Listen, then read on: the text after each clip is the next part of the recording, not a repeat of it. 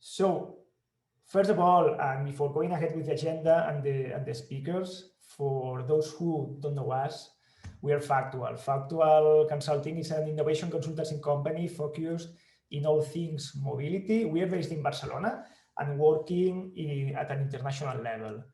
We cover a broad number of areas along the innovation value chain. We dig into mobility trends and citizens' needs. We work on research to develop disruptive mobility products and services, aiming to launch them to the market through what we call our factory. And we also help, we also coach and accelerate mobility startups. Well, as you may know, this event is set out in 2 different sessions. The first one is today. It's been focused on challenges and opportunities for micromobility in the coming years, and moreover, aiming to understand the role of data management for micromobility. The second one, as you can see, will be tomorrow. It will be broadcasted from Casa Seat facilities in Barcelona, aiming to deepen in the opportunities that micromobility can bring to a city like Barcelona and its metropolitan area. If you want to attend through Zoom, you can do that. The event will be in Spanish, and we're going to attach the registration link in the chat box. So, after this quick introduction, let me explain a little bit the agenda for today. We'll have, as you can see, relevant top speakers, relevant companies from different areas and different fields of micromobility. So we'll have opinions from different angles. We'll have the first keynote provided by Cameron Rimington from Fluctuo, based on its European Shared Mobility Index, followed by a panel discussion with the participation of 3 of the top micromobility operators in Europe and the city of Rome. This session will be moderated by our own Eglantina Dani. After the break, we'll have a second keynote delivered by Josep Laborda. Josep is CEO and managing partner at Factual, and this keynote will be based on the challenges and opportunities of data management for micromobility services and how this relates to the EU-funded Molière project. He will explain a little bit later regarding this Molière project. And finally, we'll have the second panel discussion moderated by Laia Pagès from Carnet. The objective is to deepen on these challenges and opportunities of data management for micromobility. For instance, regarding how to improve multimodality or even road safety using data. So now, without further ado, let me introduce the first speaker, Cameron Rimington. Cameron is project lead at Fluctuo. He's going to show us the last insights provided by the European Shared Mobility Index. So good morning, Cameron. The floor is yours. Thank you so much. Thank you so much to Victor and to all of the Factual team for putting together this really quite incredible event. The sort of standard of speakers is pretty incredible. So I'm quite feel quite privileged to have been welcomed along today. Hopefully you can see my screen there. If you can't, I'm sure Victor will sort of come in and let me know. So I guess my role today is to try and provide a little bit of background, a little bit of research to sort of frame some of the discussions that I think the other panelists will be discussing over the next couple of days, more from the research angle. And so really pleased to be able to share a little bit of what Fluctuo has been working on at the moment. Just by way of background, Fluctuo is one of Europe's leading data aggregators when it comes to shared mobility. So we basically hoover up a lot of the operational data from all of the different shared mobility operators in Europe, and we're trying to run some analytics and develop some business intelligence products based more on the data side of things. We do have 2 products. Don't worry, I'm not going to turn this into a commercial, but we have our own API that really has quite an exhaustive overview of a large part of the operators present in Europe. that's available live in real time for our customers. We also have City Dive, which is more kind of a snapshot at a city by city level with some of the key metrics that our clients are interested in. It sort of feeds into a little bit what I work on, which is the European Shared Mobility Index. So that's a quarterly report that is designed to offer a bit of a snapshot of the overall shared mobility industry in Europe. It's a quarterly report, so we're madly trying to finish the report for the second quarter, which I'm hoping will come out either next week or the following week. In the meantime, our first quarter report is still available for download at the link there, but it's some of the findings from that report that I'd like to take you through today. So there's a number of different ways that we can kind of capture the Europe's shared mobility industry. Our approach, instead of going through every single service in every single city, we've decided to focus on 16 of Europe's real key markets and use them as a bit of a proxy for what's going on in the broader industry. So we're not looking not just at the capital cities, but some of the other major metropolitan centres, a couple of second tier cities as well. And we've tried to have a really good split between northern, sort of quite seasonal northern and eastern European markets and more southern ones as well. Fluctuo does take quite a holistic approach to shared mobility. So we're not just looking at micro-mobility, at the shared bikes and shared scooters, but we also monitor car sharing, moped sharing, motor scooter sharing as well. So some of the statistics that you've got on screen there are sort of an aggregate of all of that information. I need to sort of remind ourselves that a lot of what I'll be talking about today is results from the first quarter of 2021. So that's the end of winter and a really difficult time for micromobility operators. I think at some point during the analysis period over the first quarter, I think without exception, all of the cities that we studied had some kind of restriction on movement. Whether that was a lockdown, a complete lockdown, whether it was sort of a curfew between certain hours. So in addition to the difficulties around winter, we had all of these additional restrictions stopping people from using micromobility. So I think in light of all of that, the fact that we still have 221 services, that we still have 13 million trips being made in March, I think that's a real sign of the resilience of the micromobility market and hopefully of the maturity of this market going forward. Not to get too bogged down in the definitions, but we do make a distinction when it comes to the different operating models, particularly when it comes to shared bike services. So of course, we've got the free floating model and the station-based services. Station-based services, of course, that's where the user needs to return the shared bike to a given geographic location. Doesn't necessarily have to have physical infrastructure anymore. There's a lot of virtual stations popping up, and we contrast that with sort of free floating models. It's becoming more and more of an academic kind of distinction now, I think. There are probably very few cities in Europe where you can genuinely leave your shared bike or your shared scooter anywhere you like. I think those days are over. That's probably a good thing from broader urban policy and for the operators as well. But what we're seeing is more and more cities starting to regulate where shared bikes and scooters can be left in kind of dedicated parking zones. And I think once you have a free floating system with a dedicated parking zone, you're starting to get towards a virtual station business model. So we'll keep an eye on whether that distinction continues to be relevant in the months ahead. But for this particular analysis, we do make that distinction between two operating models. In terms of what's left out, we don't look at long-term rentals, things like swap fiats, if you're familiar with that. We don't look at sort of closed sharing fleets. Often these are corporate fleets or associated with some kind of housing development. Basically, if a fleet of micromobility vehicles are not open to the public in general, then we haven't included them in our analysis this time around. So let's jump straight into it with some of the first quarter results. I've said 2 wheels, 4 seasons, but I really should say 3 seasons here. We're looking at the evolution of ridership based on figures from June 2020. So how the use of micromobility has changed over the past 9 months.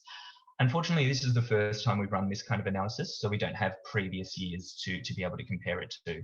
But because of the seasonality of a lot of, particularly Northern and Eastern European markets, we're always going to get this kind of curve, particularly since some operators really do just shut down during the winter period. So we'll always have a curve that sort of looks similar to this.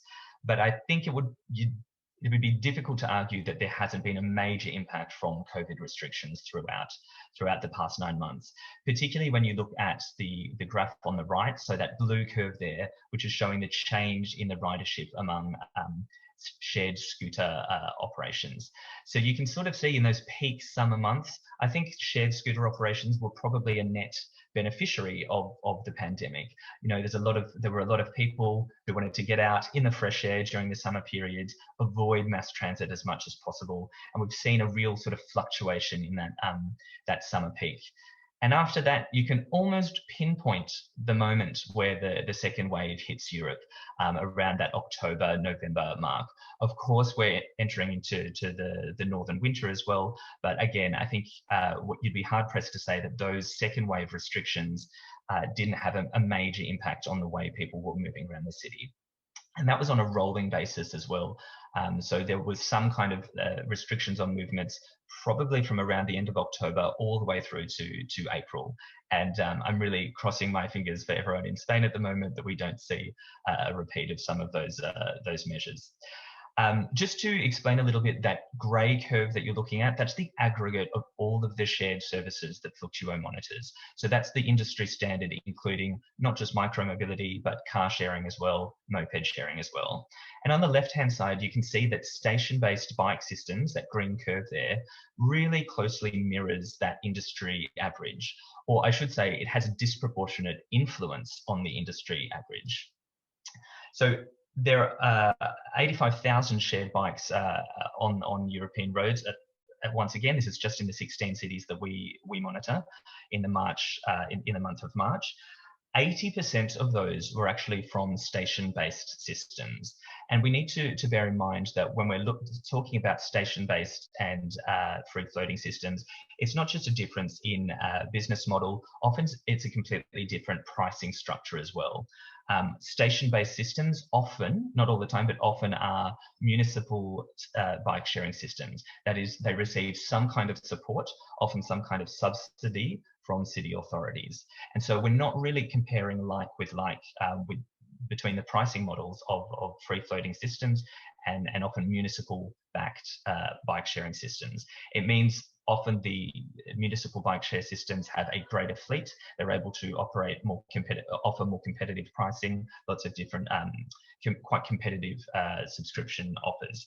So that's probably why we've got a much closer correlation between the influence of bike sharing, station-based bike sharing systems on the broader curve of the industry. This translates through to the number of trips made as well. 5.4 million in the month of March. So 2 bikes shared every second. Remember, that's on a 24-hour period. So when we start thinking about some of the morning and evening peaks that we know exist for micromobility, I think you could comfortably double that per second sharing rate. Here we're looking at the number of service providers across the 16 different cities. And what I love about this graph is that it shows that there really isn't a correlation between the size of the city and the diversity or the kind of micromobility market that you can have. So if we just look at Rome there, this is a population of almost 3 million people.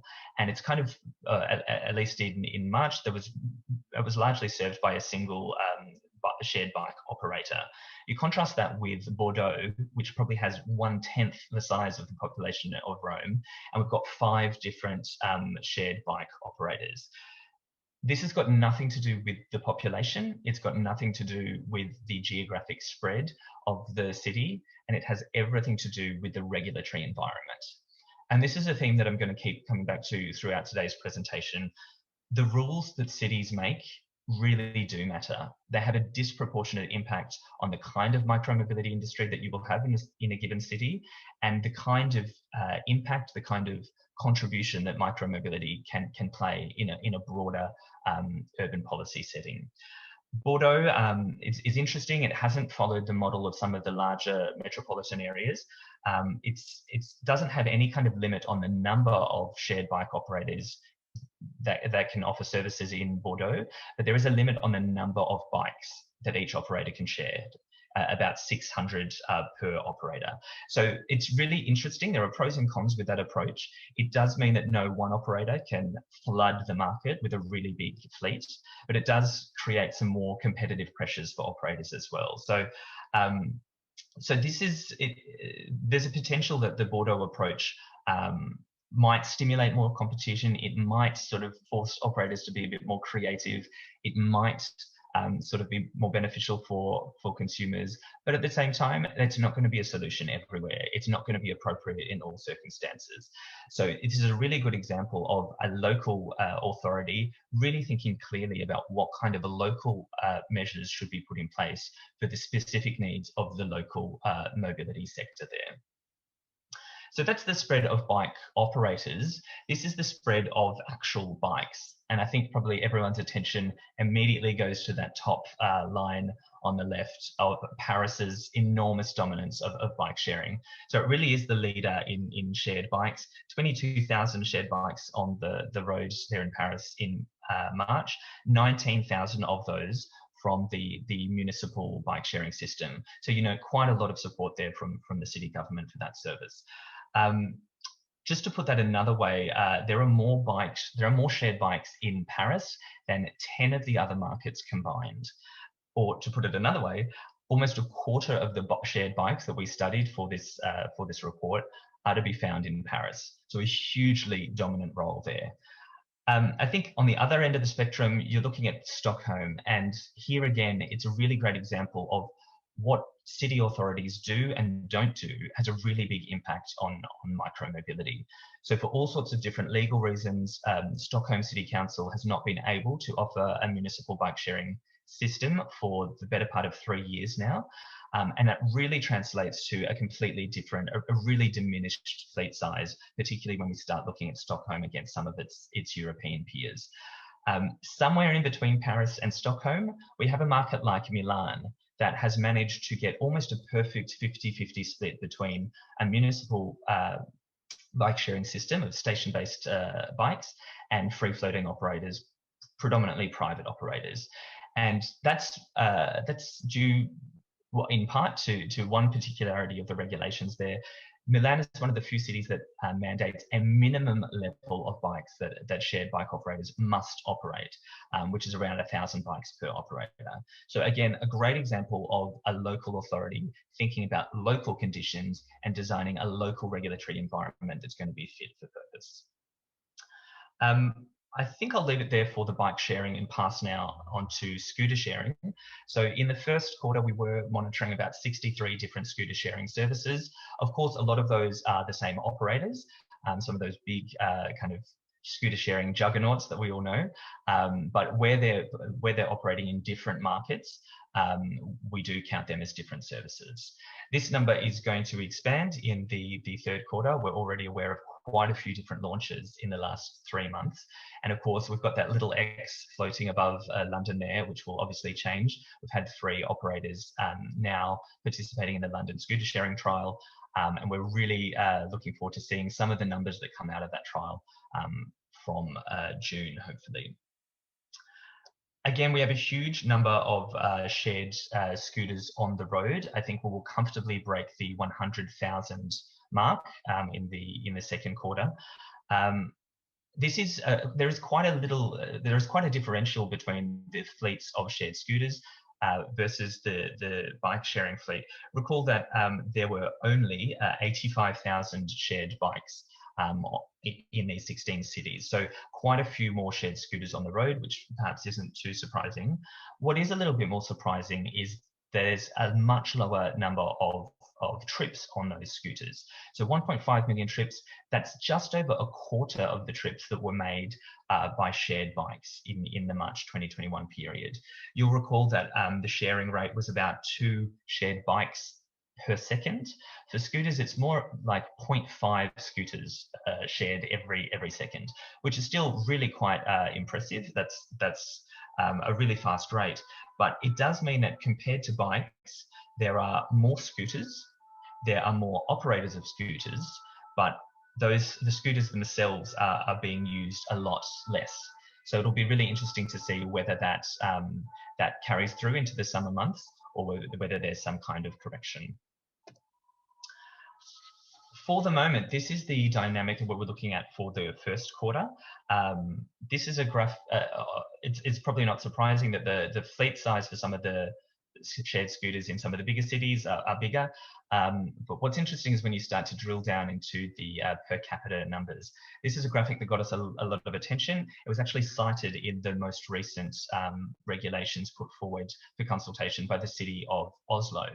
And for us, this was a real validation of the work that we try and do at Fluctuo, because it really underscores the need for evidence-based, rigorous, data-driven policies to help cities be able to design a regulatory system that is actually fit for purpose.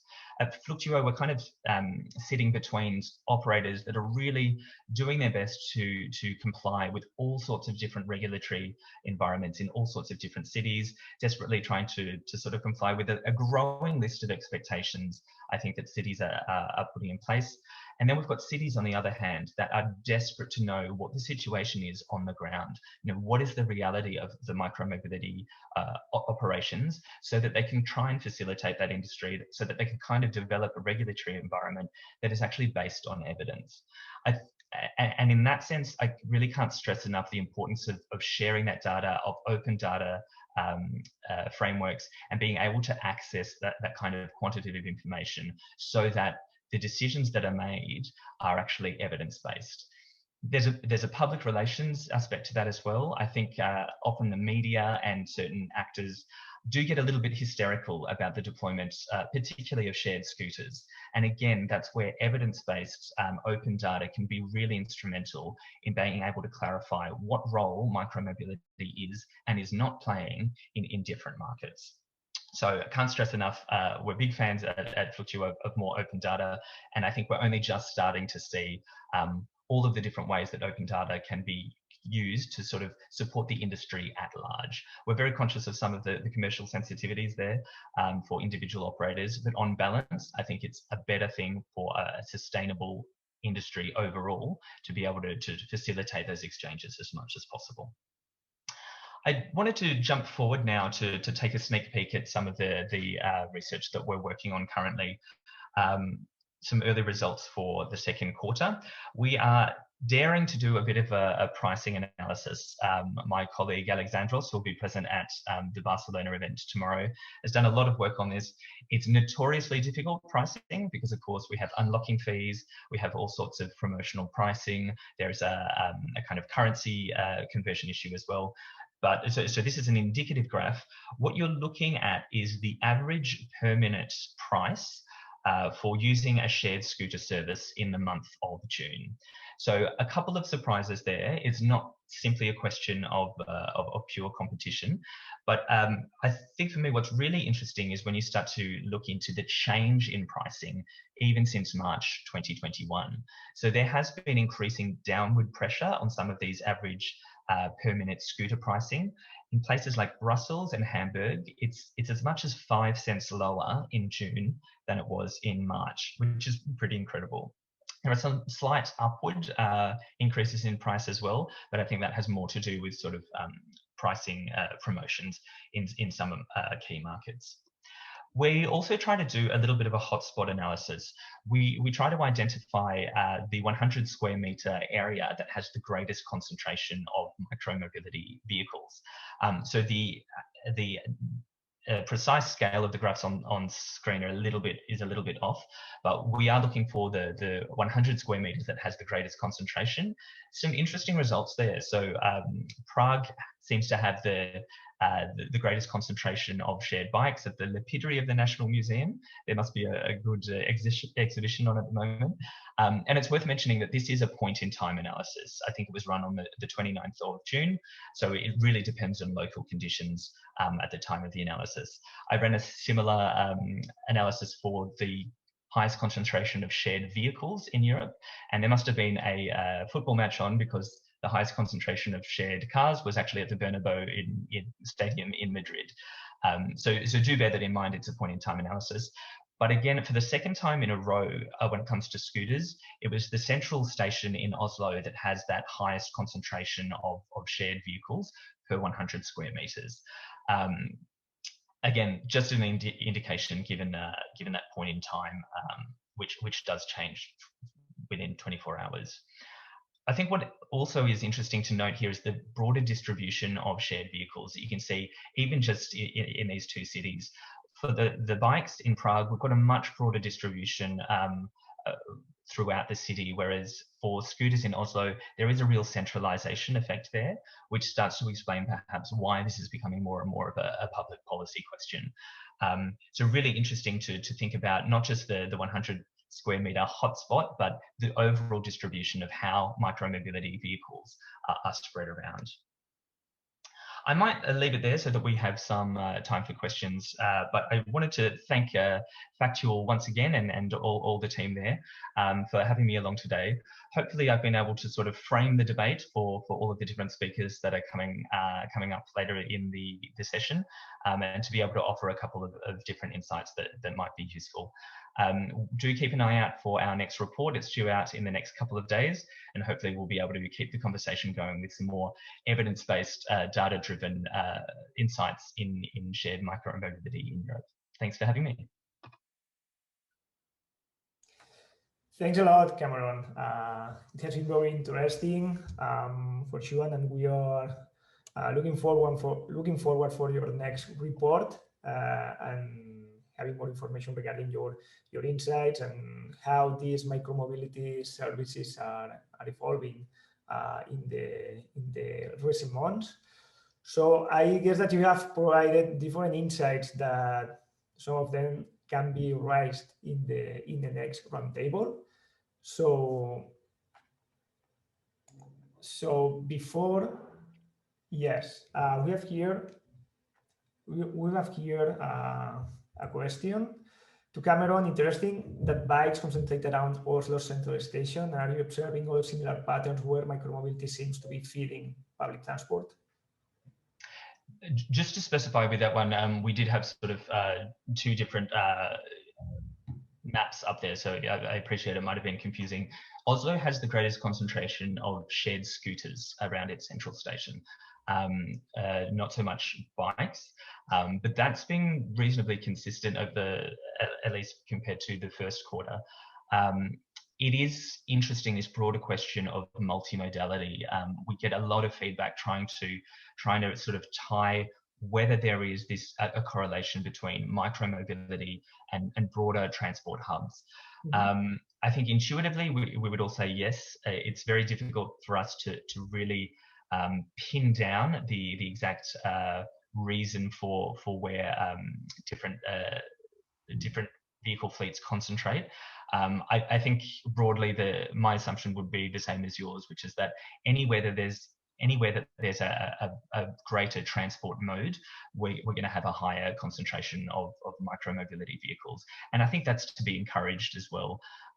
It's something that I really hope city authorities are bearing in mind, particularly when they're starting to design their regulatory frameworks, particularly when they're starting to think about what kind of parking networks they're going to enforce for micromobility. Because I mean, one of the greatest contributions that micromobility can play is to really enhance and support the broader mobility system in a given urban environment. So having real hubs that genuinely, I guess, leverage off transport nodes is going to be particularly important. Perhaps we won't see, the same concentration around Oslo Station itself, but I really hope that as city authorities are starting to design and specify where micromobility services can congregate. They're having an eye towards how is this going to more broadly connect with the broader transport systems.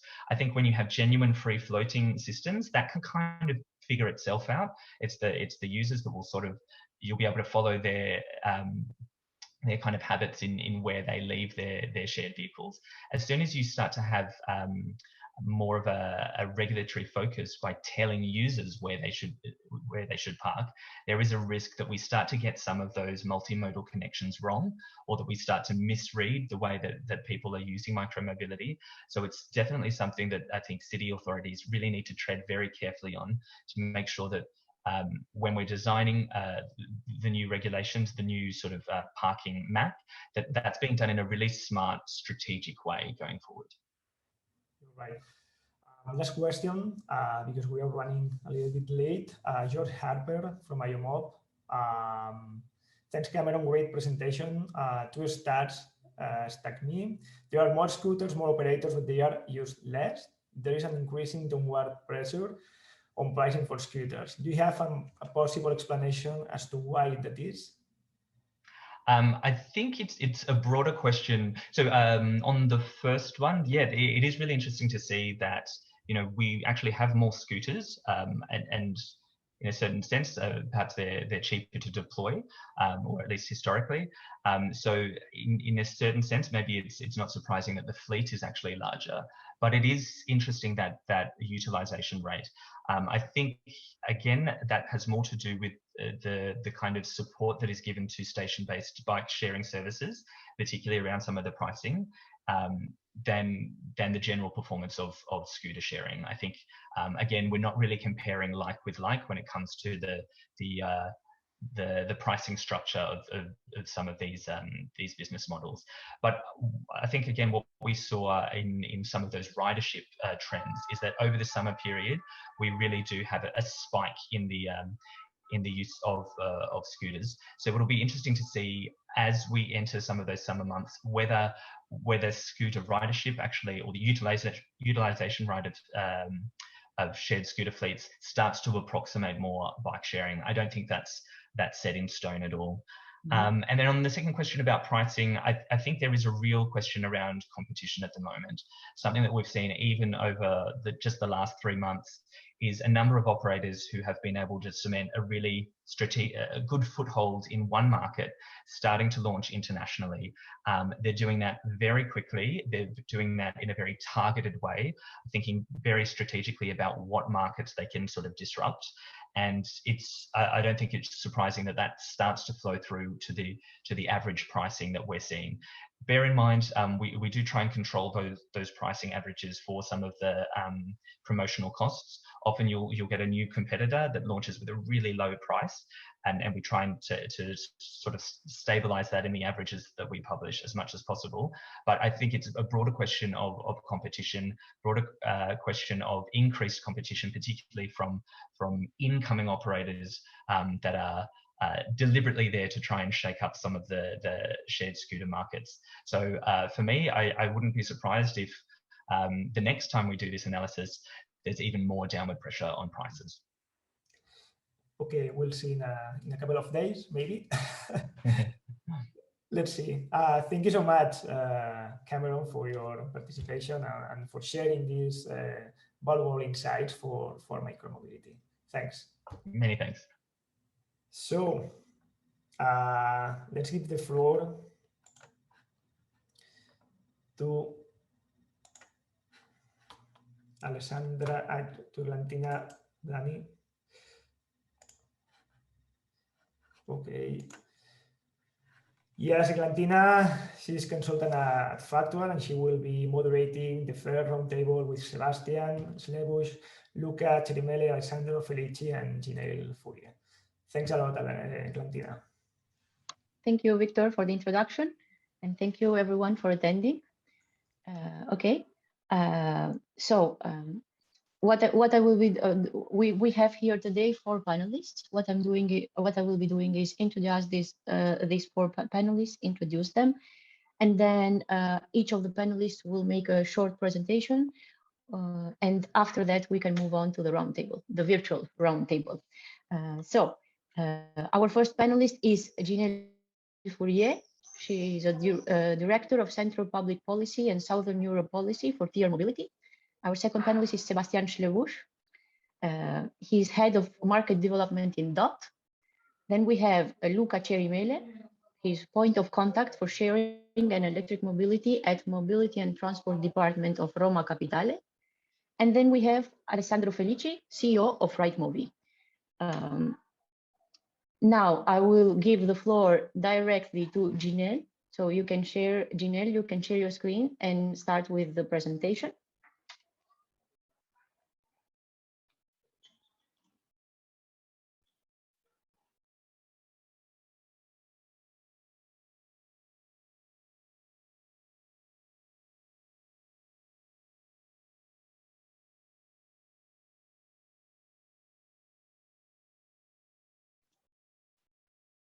Victor, could you please unmute Jinél? There we go.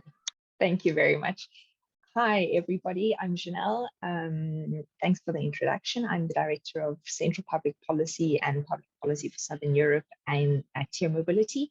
What does being responsible for central public policy mean? It means my team cover topics that are globally applicable to shared mobility.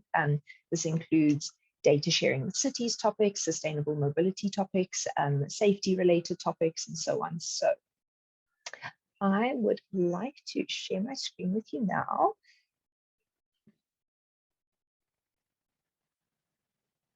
And can you let me know if you can see that presentation? For the moment, no. Not yet. One second. It's my first time sharing a screen via Zoom, so please forgive the delay.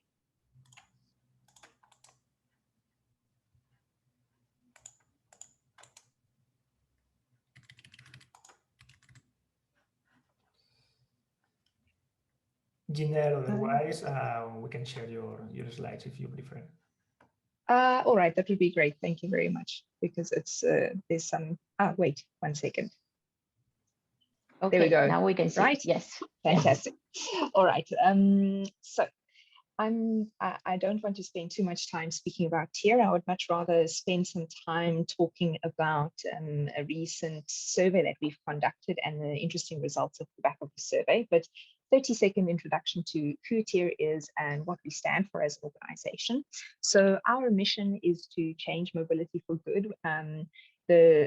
The fundamentals of sustainability and really changing urban mobility habits away from car dependency are fundamental to the organization. It's in the DNA of our founders, of our C-level, and is really the driving motivations behind everything that we do at the organization, as we're a very purpose-driven organization. And currently we are a multimodal shared micromobility provider. We have electric mopeds, electric scooters, and electric bikes. And these are all connected through our proprietary solution, which is called TIER Energy Network, which is this box that you see on the left-hand side. And it's basically a solution whereby our customers can also change the batteries. We can distribute the charging network across the cities and also help stimulate the local economy by placing these power boxes in local stores, in coffee shops, etc., so that when our riders are swapping batteries, they can also spend some money at their local store buying a coffee or whatever. And we've seen a positive uptick in local economy spend as a result of TIER Energy Network as well. And a little bit about who we are in terms of numbers. We're active in 120 plus cities across 14 countries. You will see shortly the footprint that we have. We've got over 80,000 vehicles on the streets across Europe and the Middle East at the moment. We've had more than 50 million rides with our service, and we've got more than 5 million active riders. And as a result of this, we've had people travel up to 130 million kilometers with TIER so far. And we've been active since November 2018. So it's about 2.5 years that we've racked up these riders and kilometers driven. we focus a lot on partnerships with public transport because we feel that shared mobility is a complement to public transport. It is not there to cannibalize public transport. And the best way for us to promote intermodality, promote sustainable mobility among citizens is really make it a seamless solution for them, and partnering with public transport is the best way for us to do this. And we also have a very, very diverse employee base. We've got over 900 employees with 78 nationalities, and we have 0 gig workers. From day one, we've always had in-house operations focusing on the quality, excellence, and tight control of our operations ourselves, never outsourcing. Here you can see briefly the footprint that we have across Europe. I'm not going to go into too much detail, but currently these are the 14 countries that we are operating in.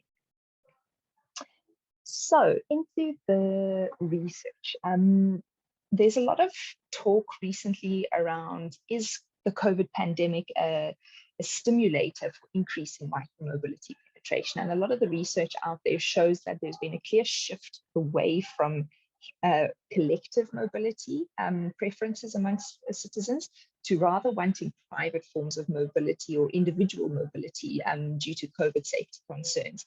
And what certain studies have shown us is that 12% of people are more willing to use shared mobility after COVID. 83% of people are more likely to cycle during and after COVID, which these are great indicators that micromobility has the potential to be much higher adopted in cities, but at the same time, we see that 69% of people are more likely to use a private car. So there's this risk on the right-hand side, but as well opportunity on the left-hand side that we see. So we want to understand as an organization, how can we really help contribute to expanding the potential of shared micromobility and the adoption of sustainable forms of mobility like micromobility in cities. So we recently conducted a very large survey across almost 8,000 participants, and I'd like to share some of those results with you. Hopefully the insights that we gained from that will help inform our discussion as we go forward. So first of all, amongst the participants, we asked them, what is kind of your primary mode of transport for the key things that you would need to transport for? And we see that cars and public transport still dominate modality share. This is no surprise, but what it does say to us is there's a lot of opportunity to reduce the car dependency there and increase shared micromobility and personal mobility. What this requires is us making sure that it's easy to use micromobility instead of cars for each of these specific reasons, because we often see that people choose to use a car because they feel, oh, I'm in a rush, oh, I just want to do it, my car's parked immediately outside, but they end up buying 2 bottles of milk from the supermarket when they're doing that. It's a highly inefficient way of using cars, right? There's definitely a purpose for cars. What we just need to do is optimize car usage only for the purposes that they're really there for, and making sure that shared micromobility and personal micromobility and public transport increase the share of rides for the reasons of riding that they're actually worthwhile. So there's potential we see in adoption. The question is, how can we also make it more inclusive? Is there potential to make micromobility more inclusive? Because we often see, for example, with shared micromobility, that young males might be the first adopters, which is a normal trend that young males would be first adopters in mobility topics. However, from our survey, what we saw is that there's actually substantial potential for gender equality across the use of micromobility. There's also a very interesting potential in terms of increasing the utilization amongst people of 35 years to 64 years of age. So these dark green bars on the left-hand side are the ones that say which users would be willing to try micromobility, shared micromobility specifically, that have not yet done so. And as you see, 35-year-olds to 64-year-olds are all very eager to use it, even more so than 25 to 34-year-olds or 80 to 24-year-olds. So there's a lot of potential to make this accessible to people of an older age. We also see the same for personal income. So there's often a conception that shared micromobility is only for the wealthy. And here we see that those who are currently using our service do not necessarily need to come from a high income background, but also those that don't come from a high income background are also eager to try it. And I think this correlates a little bit with the downward pressures that we're seeing from Fluctuo's research, that part of downward pressures is also making the service more inclusive and accessible for different user groups.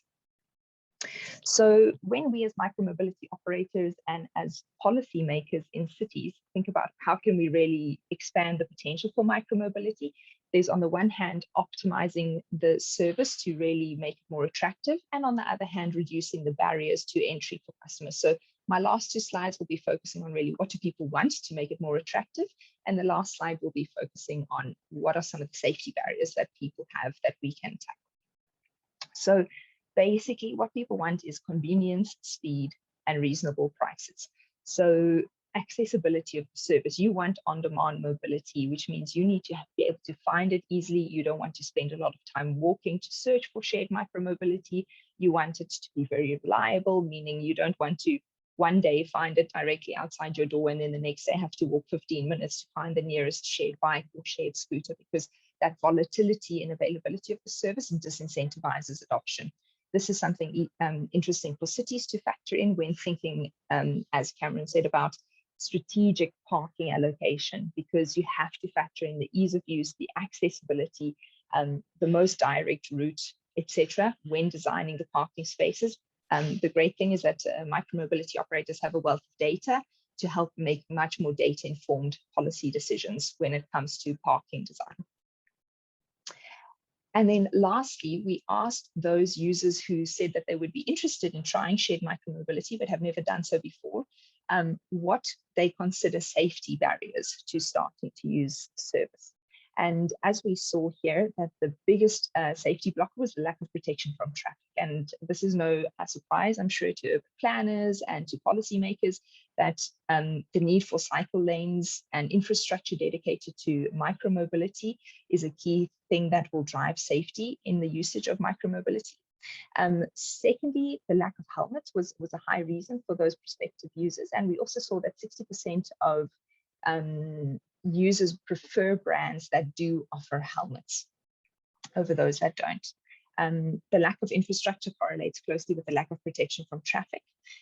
What's interesting as well is around the lack of knowledge about rules. So we see that education is incredibly important here, and it's not just education of existing riders, but the education of the rest of the public, which means shared micromobility operators partnering with, for example, police, partnering with city officials, partnering with the local road safety organizations or the cycling association can really help disseminate the knowledge about the rules and make people feel comfortable that they know how to ride and how to ride safely.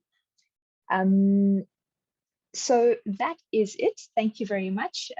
Looking forward to discussing how we can change mobility for good together. Thank you, Jinél. Very interesting. You touched a lot of topics that we will also be discussing during our roundtable. So without any further ado, I'll give the floor now to Sebastian. Thank you and welcome to everyone. Can you share the screen for me, Eglantina? Yes, Victor will be sharing. Yeah. Perfect. Thank you very much. Yeah, so good morning. I'm very pleased to be on this panel here today, and I'm particularly picking out one of the aspects which have been mentioned by Jinél and the user research as one of the main blockers, barriers to use, so focusing a bit on safety. But before doing so, just allow me also a quick introduction about our company. If we go to the next slide. So we are a micromobility operator in Europe, from Europe, based in Amsterdam, our headquarters. So we are currently operating in more than 20 cities across 7 countries with around about 40,000 vehicles, and our mission is to free our cities with clean rides for everyone. So this means, first of all, that we are sustainable, that we want to offer and are already offering 100% climate neutral operations in our cities. We are also trying to achieve the most inclusive service at all for everyone, so by different measures, becoming a multimodal operator, including bikes soon to come as well. And we want to ensure the maximum reliability in terms of internalized operations, in terms of very tight service regimes to ensure that people, when they need to use our services, they have actually a vehicle nearby. If we move to the next slide, just to give you a few cornerstones of our approach. So in terms of sustainability, I mentioned 100% electric operations. We are also doubling down on the longevity of the hardware, which has been obviously a key concern. Sebastian, you are muted.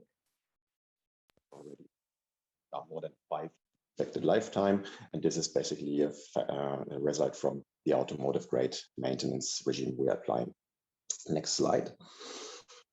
In terms of reliability, one key aspect here is the internalized operations, no gig economy workers, that's a given with us, and also the level of control and accountability you have when you are internalizing your operations is key to a good operational excellence level. One of the things we have been very active about is the topic of parking, and I'll get into this a bit more deeper later on.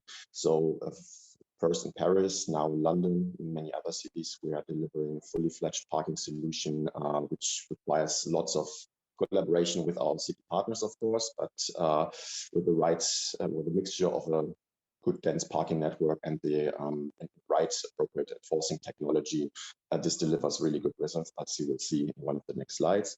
And this is complemented by a very professional street patrol and rebalancing operations.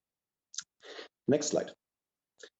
Last but not least, our pledge to be accessible has different dimensions. On the one hand side, it's about transparency and collaboration with our city partners. We treat cities as our partners because ultimately we are all addressing the same objectives and same goals to create a sustainable mobility ecosystem to fight climate change. And that's one of the aspects. Then we have the aspect of interoperability. It's very key that we're complementing each other, so integrating into mass applications, working together with public transport is a strong aspect of our work. And the multimodality, which I mentioned already, to not only provide e-scooters, but also e-bikes, different form factors to allow accessibility to the majority of the users. Next slide. So I've picked a particular topic which is very up to date at the moment. There are a lot of discussions around the safety of and for micromobility users, and I think the discussion has turned a little bit over the last couple of years. Initially, it has been all around user safety. So it was driven by inferior product quality, by insufficient operational procedures, possibly the one or the other company neglecting a bit of maintenance efforts. So the early days of micromobility have not really been perfectly safe for everyone. So the focus there was really on improving the hardware, creating new harmonized vehicle standards, providing bigger wheel sizes, creating advanced braking systems. Now the latest generation getting including turn indicators. So all of this has happened over the last couple of years and has delivered already some really good improvements in the safety for our users. And this is also a result from the growing expertise in the operations, but also in the maturity and riding experience. Now there are hundreds of millions of trips in Europe now being made by on micromobility devices. Shared micromobility is available in more than 200 European cities, so it's becoming more and more a used way of moving around in cities, and that all plays into safety. Now, today and nowadays, if we go to the next slide, nowadays the discussion is more around safety for all, so also including the safety for non-users. And we see three main root causes basically for safety hazards formed by micromobility users. No? So the number one is badly parked vehicles.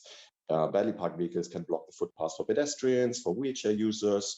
They also pose a risk to fall over for visually impaired. So that's really one of the key aspects we all as an industry collectively need to work together to mitigate this. The second thing is the lack of low quality bike infrastructure, and there are tremendous improvements, and I can only applaud all the people in the working in the administrations in our cities on the national level who are driving the infrastructure change. It's a long topic, but every kilometer bike lane really counts. We need to ensure that we're creating a connected network. We are avoiding the dangerous junctions. We are improving the surface and getting rid of cracks and potholes so that the driving experience gets better and thus lowering the entrance barrier for users. And the last but not least is footpath riding. And that's a clear result from the lack of the suitable infrastructure. So people are feeling unsafe when they're riding on the road, given the speed differences with fast moving vehicles. Then if they're going on footpaths, there's collision risk with pedestrians and a special risk, of course, for visually impaired. So we at Dott have been taking a closer look at these three elements to improve the safety situation. And if you go to the next slide, we are committed to the safest ride for all. No? And this is the driver for this are these three core measures. One is a strict parking control. So we are always pushing our city partners, helping them, supporting them with data and insights to create a network of dedicated parking zones, exclusively and visible, and enforced by end-of-trip photo verification, which has proven delivered very good results in Paris and in London, as you would see. We are supporting with safety monitoring enriched by advanced data. So there are some technology partnerships we are driving forward to improve the visibility in safety incidents.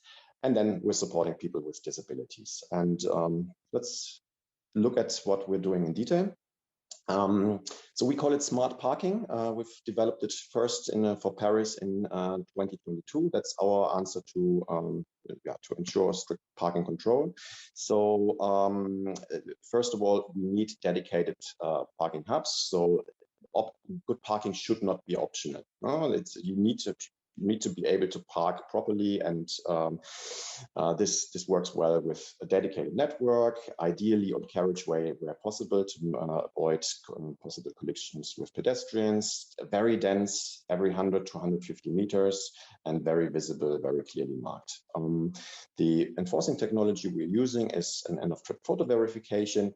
If you're not able to deliver a photo which is clearly showing the vehicle parked in those bays, you're subject to a fine, which ultimately leads to a very high parking compliance rate. So you see here some images from London. So after the first 3 weeks of our operations in London, we have noted 94% of all vehicles are parked in those bays, which is quite extraordinary and shows that this is a really workable solution.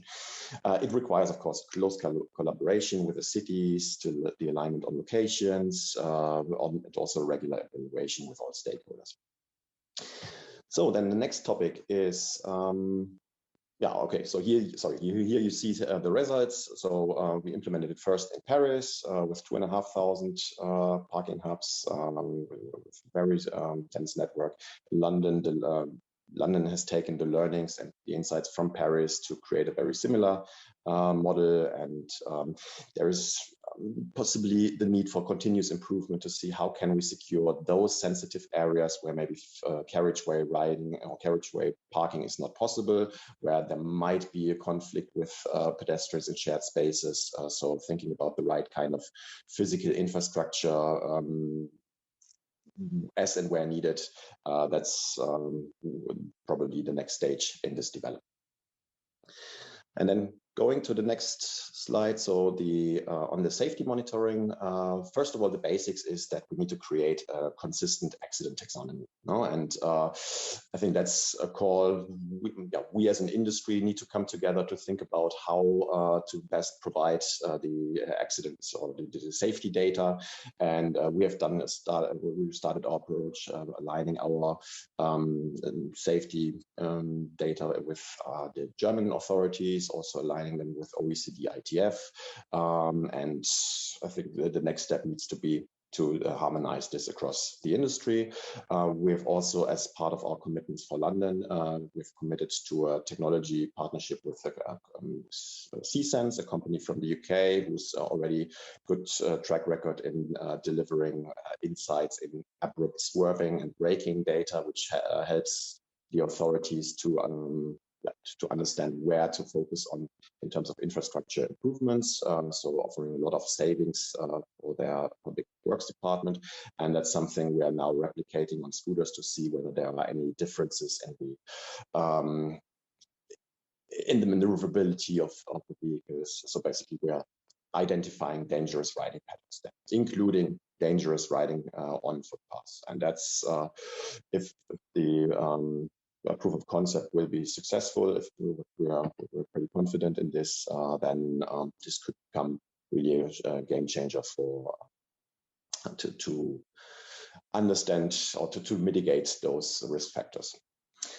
So next slide, and then I'm already closing. So the third aspect is that we are focusing to support people with disabilities, because if we are focusing on safety for them, we're ultimately focusing on safety for all. And here, so we have identified and created two main projects here. One is an Audible Detection project. So one of the feedback we've gained from our safety boards with different blind associations, they've always criticized light electric vehicles that they couldn't be detected for people with sight loss and limited visibility. So we're currently working with Audible acoustical engineering experts at the University of Salford, who have a big track record in creating artificial sounds for electric cars to synthesize the motor sound, which does not provide additional noise the noise pollution, but it's rather embedded into the general streetscape, but still offers a distinct sound which can be detected by visually impaired, and that might become a standard in the future to come for light electric vehicles to improve the situation here. So that's one of those key projects, and then we're also aligning with our safety board partners with different associations here on creating inclusive infrastructure design, which takes the needs of disabled and visually impaired people into consideration. So these are, in a nutshell, our key initiatives for to improve safety for the years to come. And yeah, thank you very much for the opportunity to present, and looking forward to your questions. Thank you, Sebastian. Yeah, we are running a little bit late with respect to the original schedule that we have, so I will not be wasting any more time. So I will move directly to the presentation of Luca. Luca, the floor is yours. Yes, can you hear me? I suppose yes. Yes. Okay, due to technical issue, I won't use my camera, but I'm going to share my presentation. Just a moment. Thank you. Just please keep in mind to keep the presentation to around 5 to 7 minutes, so we can have time for the roundtable. Thank you. Okay. First of all, I'm trying to give some information of what are we doing in a room for micromobility. And we started with a pilot program in 2020, May 2020, and we started with 4 operators, with an overall fleet of 4,000 e-scooters, but we have grown fast. During the first parts of our pilot program, our main objective is to study micromobility, to try to understand this new kind of mobility, trying to avoid measures too restrictive. However, in November 2020, we adopted some measures to grant safety and to mitigate the urban impact of micromobility. During November, we, for example, we enact a limit for a maximum limit of the number of vehicles deployed, for example. And during the last December, we have started with a monitoring program through our data platform managed by our mobility agency. Our work during the last year will now lead us to define a tender procedure to select our partners for the future. A procedure based on quality criteria for the second part of the pilot program that will start in 2022. The role of COVID. Micromobility has helped us a lot in the management of COVID during the last year. It has proven to be a great tool that helped us to face some important challenges, like, for example, our need to manage the increasing individual mobility.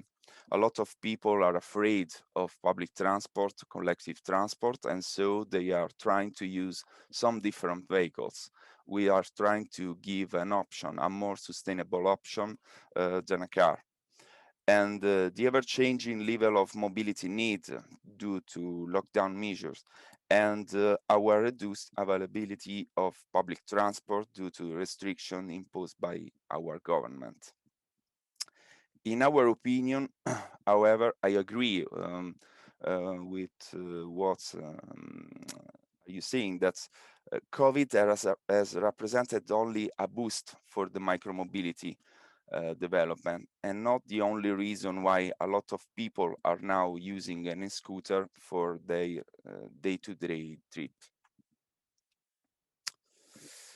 Here some information about our pilot program today. We have an overall fleet of 14,500 e-scooter. We have also 5,500 e-bikes. We have 7 operators, 2 of them also with e-bikes, and we have average operational area of 19 square kilometers. Here some downsides of micromobility, because in our experience we have issue with cluttering and sometimes poor fleet balance management from some operator, and inclusiveness. I have to say that today micromobility is not for poor people. It's not an option for all. What we are planning to do, we are working on the main downsides, in particular cluttering and bad parking habits, which poses a threat for pedestrians and for people with disabilities. And we are using our monitoring platform to monitor the compliance with our regulatory framework. And thanks to the data acquired, we are going to define the tender procedure based on quality criteria, just like reduced impact on our territory and inclusiveness. And with a different governance of sharing service following the selective procedure, it will be possible to have an effective integration with our transport system. To stay in the expected time, I would like to go to the next, directly to the next slide, because safety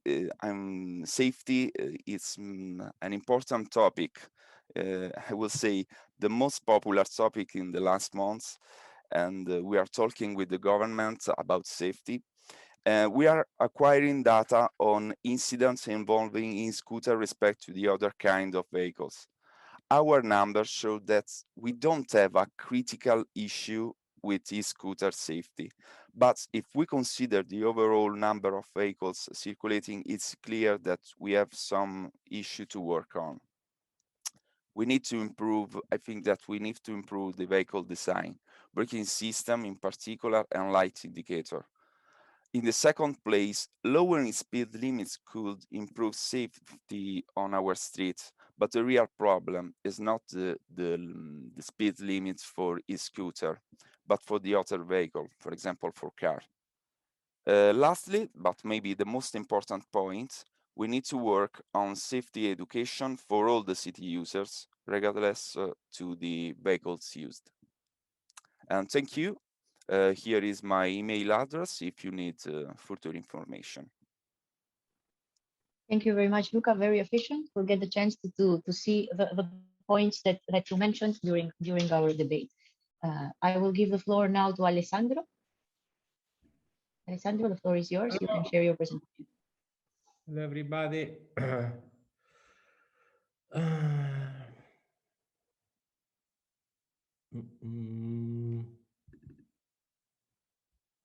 Can you see my screen? Yes. Okay.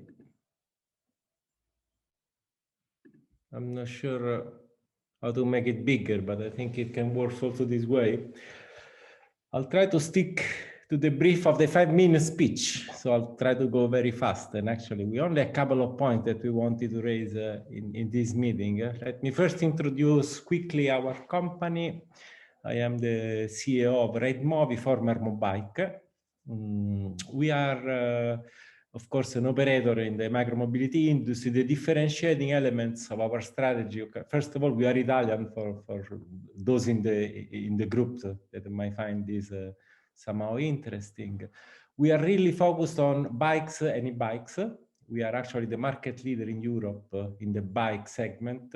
We are the biggest player on the bike, and we are the only player still providing standard bike, muscular bikes, which is most often is essential requirement from the cities because standard bike, they really become the value option and the value alternative for citizens. In most of our cities, we have flat rate unlimited rides in the range of 10 to 15 euros monthly.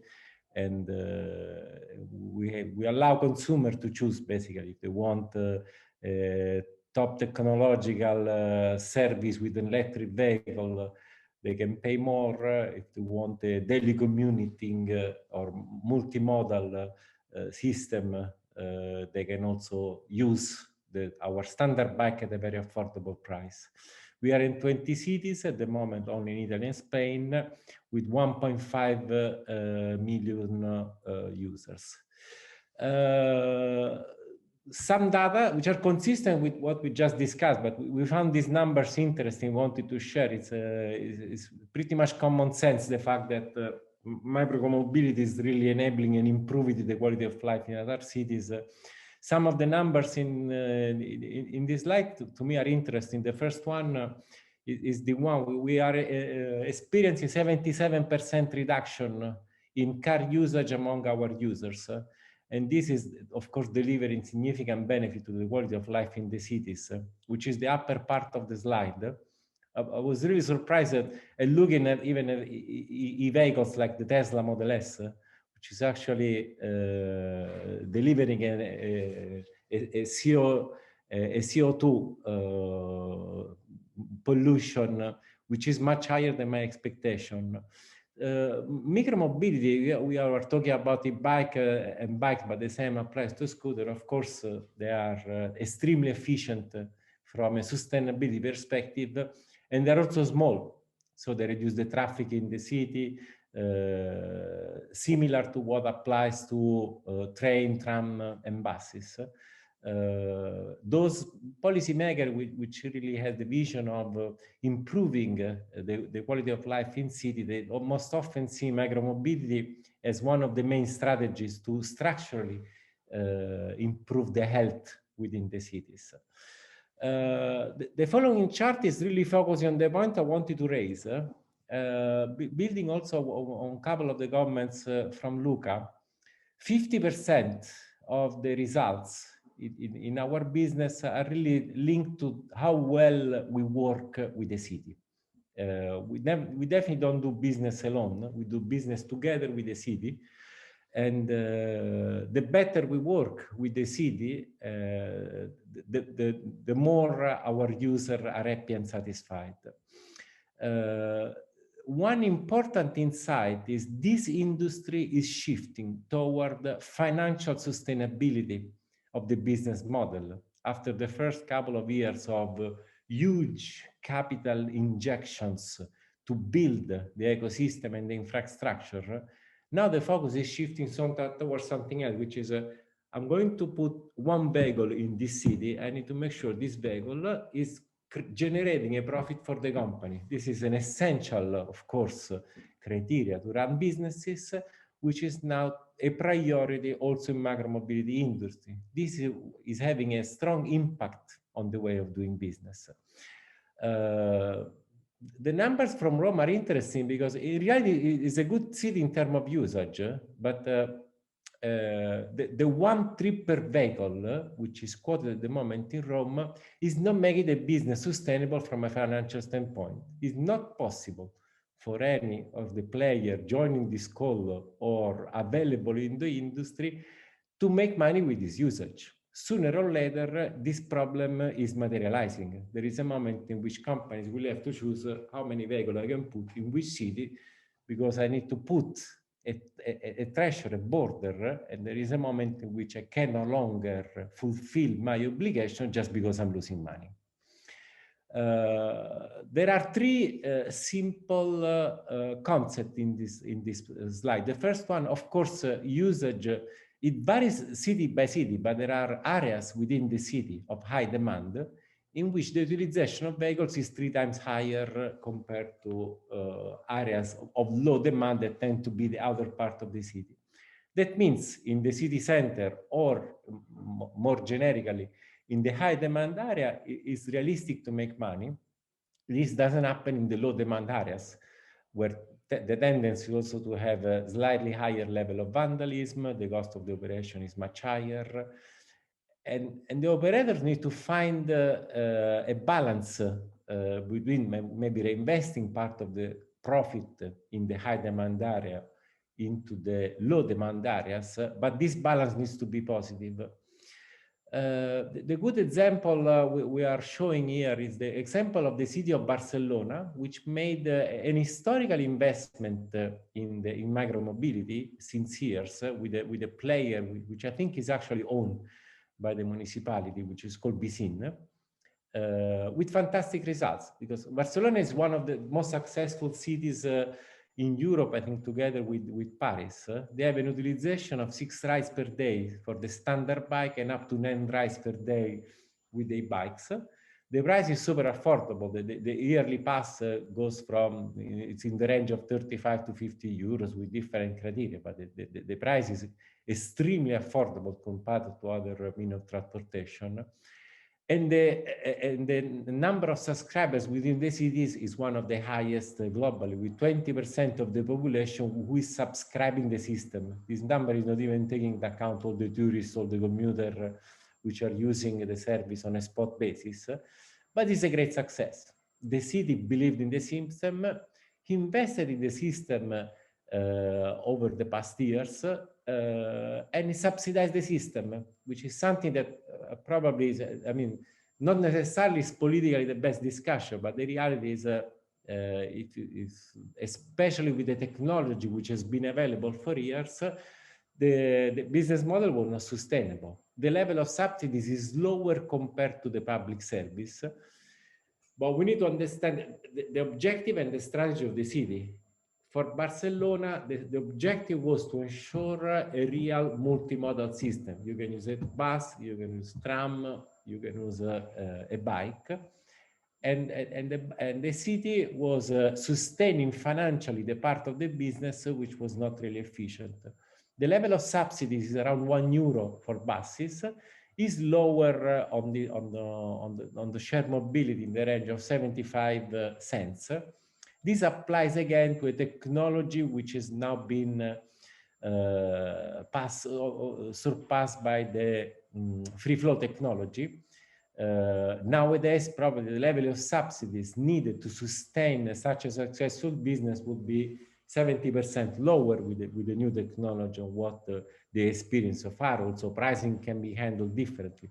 But the main point I want to make in the last 20 seconds is companies, of course, have a strong need to bring a positive financial results on the specific city.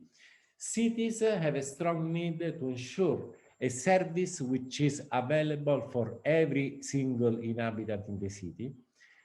And we need to find the right equation, because also another part of the comments from Luca that I endorse, the demand is growing. In the short run is driven by COVID, in the long run is really driven by the evolution of the habits of people, because actually whatever price you put, it will always, micromobility will always be cheaper than owning a car or owning a motorbike. And the demand is also growing, but nobody knows if this process will take 2 years, 3 years, 5 years. If we really want to ensure a good service for everybody in the city with different vehicles and different modality, the city needs to really question internally on the financial sustainability of the model, and which is the trade-off between asking the broader possible service or accepting a lower service, or subsidizing the part of the service which is not financially efficient. I'm done with that. I think I am within the 7 minutes. Thank you very much, Alessandro. Yes, thank you. Okay, so we are done with the presentations. We can open the floor for the round table. Previously, we had thought that it would be around, it would last around 30 minutes, but now we are running a bit late, so we're going to have a round table of 15 minutes. I hope that's okay. What I will be doing is just introducing the topic and asking questions. You are free to mute and unmute yourself as you wish and speak as you wish. Okay, so we are here for micromobility. Micromobility is having a moment. And in the last year, the increased use of availability of the electric scooters and bikes in the cities has brought opportunities for the sustainable modes. We can't deny that. However, this comes with challenges. Challenges in terms of safety, challenges in terms of management of public space. So on top of that, we also have that we have suffered the last year and a half, the pandemic, social distancing, which has had a great impact on our lives and also on mobility. And of course, the way we move. In fact, Luca already mentioned it in his presentation, the impact that it has had. Taking this into account, how do you think the future looks for micromobility? What levels of penetration can it achieve? And how can it help not only cities, but also users? Taking into account, maybe I'm expanding it so that you can have the chance to say your opinion. We could take into account also how micromobility helps, for example, the cities that have implemented low emission zones or any other implementations that they have made to improve the sustainability. I will give the floor here to Jinél if you would like to start, and then we can move on to the other operators, Alessandro and Sebastian, and then I would like to know also the opinion of the cities. Here I would like to know the opinion of Luca.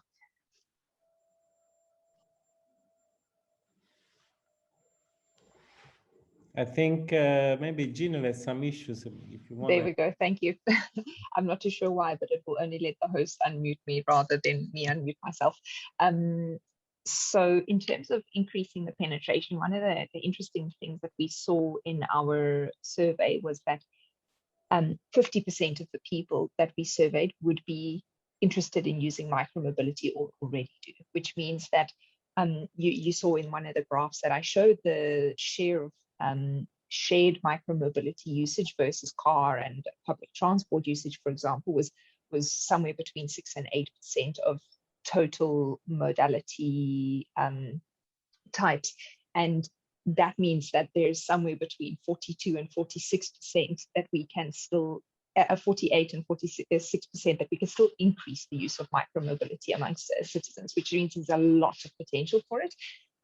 It is one of those topics, though, where, like with many things where you're trying to change the behavior of citizens, you need to actually make the market yourself. So through collaboration between operators, through collaboration with the cities, through direct incentives to try and adopt micromobility more, through awareness campaigns, through behavioral nudges and so on, we can really help drive the behavioral change towards micromobility, because there is substantial potential. It's just the point of previously people used to ride horses and we had to change their behavior to drive cars. Now we need to do the same, change their behavior from cars towards micromobility through collaborative efforts. But overall, there's huge potential. And in terms of supporting the policies like low emission zones and so on, again, if it is complemented with the availability and reliability of micromobility, if the public is educated as to how to abide within the rules, then we see it works really well. We also see that it works very, very well when cities, for example, block out certain streets for micromobility and they don't allow cars to travel there. The adoption in those areas is much higher. People feel a lot safer. They're willing to try a new form of mobility because they're not afraid that cars are driving next to them, or buses are driving next to them, and so on. So it encourages adoption a lot better. We've seen this in cities like Berlin, for example.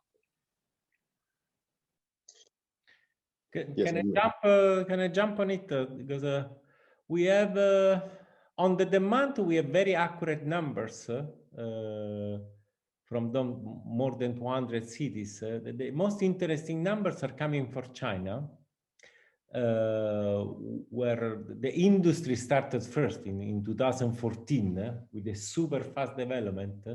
And in 2019, already 7% of the daily commuting by individuals in the cities was done through micromobility, 7%, with public transportation, which was around 10 or 11%.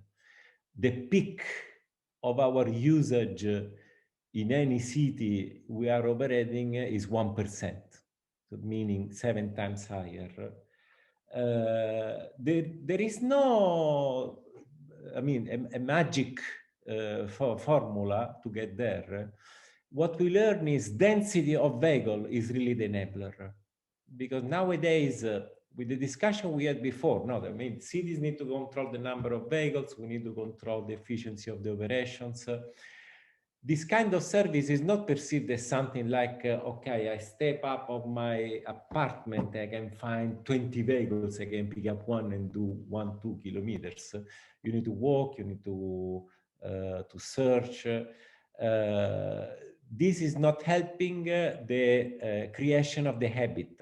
The first way of acquiring users in our industry is vehicles on the street. You see vehicles there parked properly, and you just try once, and over time you get used to the service. But needs to be available. Availability of vehicle, meaning the right density across the city, can drive 90% of the creation of the habit of shifting from private cars and private vehicles into shared vehicles, as long as they are available. Yep. This is very important. Honestly, safety is not really an issue on the bikes, just because structurally it is a safe vehicle. We had a reduction in the cost of insurance of 75% in 18 months, just because we are not really having material issues in the respect. I tend to agree that it's hard to implement, but the best way of improving the safety of the industry without, let's say, reducing the relevance of the service for the user would be investing more in dedicated streets with the right kind of tools that can ensure the safety of the rider, whatever kind of vehicle is using. The speed limit, of course, might have also an impact. I think the helmet might limit the interest in the category. That is my personal point of view.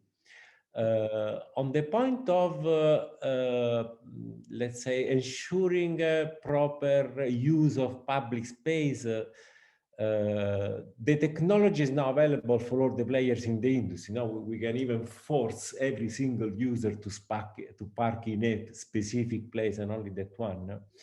From my perspective, now there are a lot of mediatic noises on this part, but in reality, the vehicles, our vehicles, from my perspective, are better parked than any car on the street. It's just, this is something new, and so people tend to comment, but I wouldn't say when I see in the city, the issue of the city is 5,000 e-bikes in Rome, which are sometimes not parked properly, considering the way the private parking is often performed. I think it's just normal that at the beginning you need to get used to the new service, and you tend to comment the news within the city. But honestly, I don't think this at the moment is neither a technological nor a big barrier. I still think safety and financial sustainability are the two critical items to drive, and density, of course, of the vehicle to drive success in the specific cities. Yeah, to echo what you say, I think that we have gained a lot of momentum now. So whether cycling, whether scooting, whether any form of micromobility is really picking up over the last couple of years, and also driven by a lot of investment, of course, driven by the general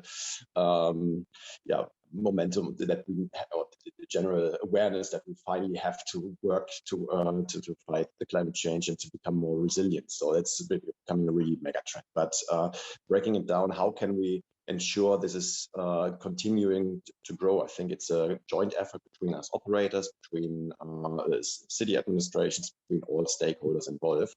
Because on the one hand side,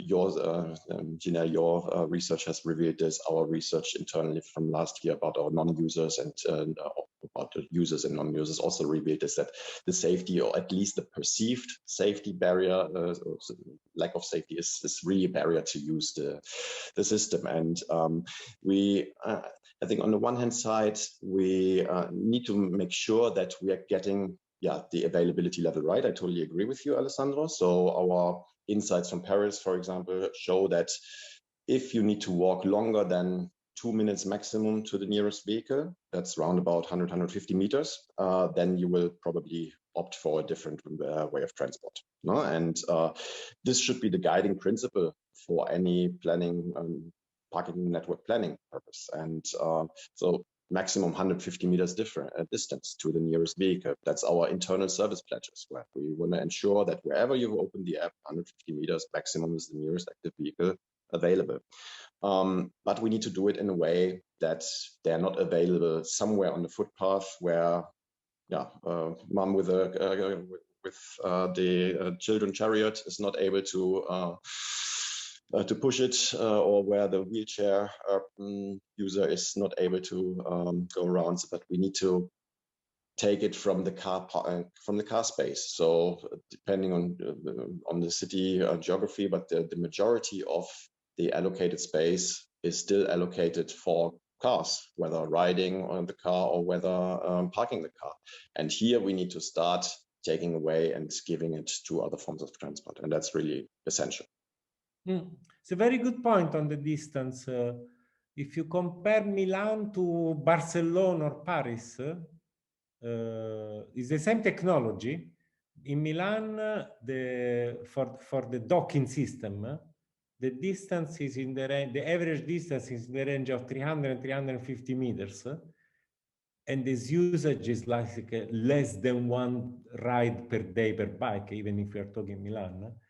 Barcelona and Paris is much higher. I'm not sure about Paris, but on Barcelona, in some areas, there is one dock one parking every 50 meters, even 30 meters in the city center, which means density of bike through density of parking. I do agree this is super essential.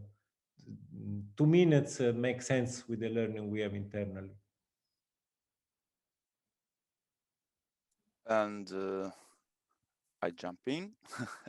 Okay, I go straight. Micromobility is really a great opportunity, and we are learning it during this year. We have some important issue. I really have to agree with Alessandro about sustainability of sharing service. And I think that for micromobility, it's not a big problem as for other kind of sharing service, for example, car sharing, and or maybe also for mopeds. I don't know, but surely, for sure, for car sharing, sustainability is a great problem. we have a different approach to sharing service than public transport. We know that public transport needs subsidies, and we give them subsidies. In Rome, we are paying €3.50 for kilometers of our public transport, surface public transports. We are not giving anything for sharing service. This is a point. The second really important point is space allocation. I agree with Sebastian. We are giving a lot of space to cars because it's easy in terms of political cost of every measure to find space for micromobility. Our citizens tend to complain a lot for e-scooter parked badly on a sidewalk, but no one will see a car. And this is a point, but it's not something that we can manage in a short-term period. We need to work really hard on education. And I have to be honest, the role of local administration is critical here, because we need to adopt some restrictive measure for the use of car. We know that congestion charge will help a lot sharing service. This is the main difference from one of the main difference between Milan and Rome. We do not have a congestion charge, so people really are encouraged to use car, and they do not see the downsides of car because they are accustomed to the downsides of car. Micromobility is something new, and so we are managing its downsides. We have a lot of work to do, and I think that's really important to work together with the operators in our city. It's we have the momentum, yes, but we have also a lot of work to do because the downsides are here, and we have to manage it. Thank you. Thank you, Luca. Let me just jump in. I had a lot of questions planned, but we only have left 3 to 4 minutes. So I'm gonna. We already discussed. You presented during our presentations the importance of safety, the importance of parking. But there is something that we didn't discuss, and I just want to know from all of you in 2 or 3 words, if it's possible, the regulatory frameworks. We are seeing widespread and dissimilar amendments to national regulations. Some cities are trying to adapt. They are reacting in different ways, and there's a need for common criteria. This common criteria to create guidelines and regulations in order to address universal issues. There's a need for cooperation between operators and local authorities. So, of course, there's a need to have a standardized regulation. So what I want to know, really, really short, is what do the cities expect from the operators, in this case, Luca, and then what the operators expect from the cities? Here, we are working with some limits on the fleet and not with the operator. We do not limit the operator. This is a mistake, I think. I really think that we need selective procedure. We need to have a market with few operators, and we need to work really tight with them. And I think that's the next steps, at least in Italy, will be to find good quality criteria to select our partner for the future.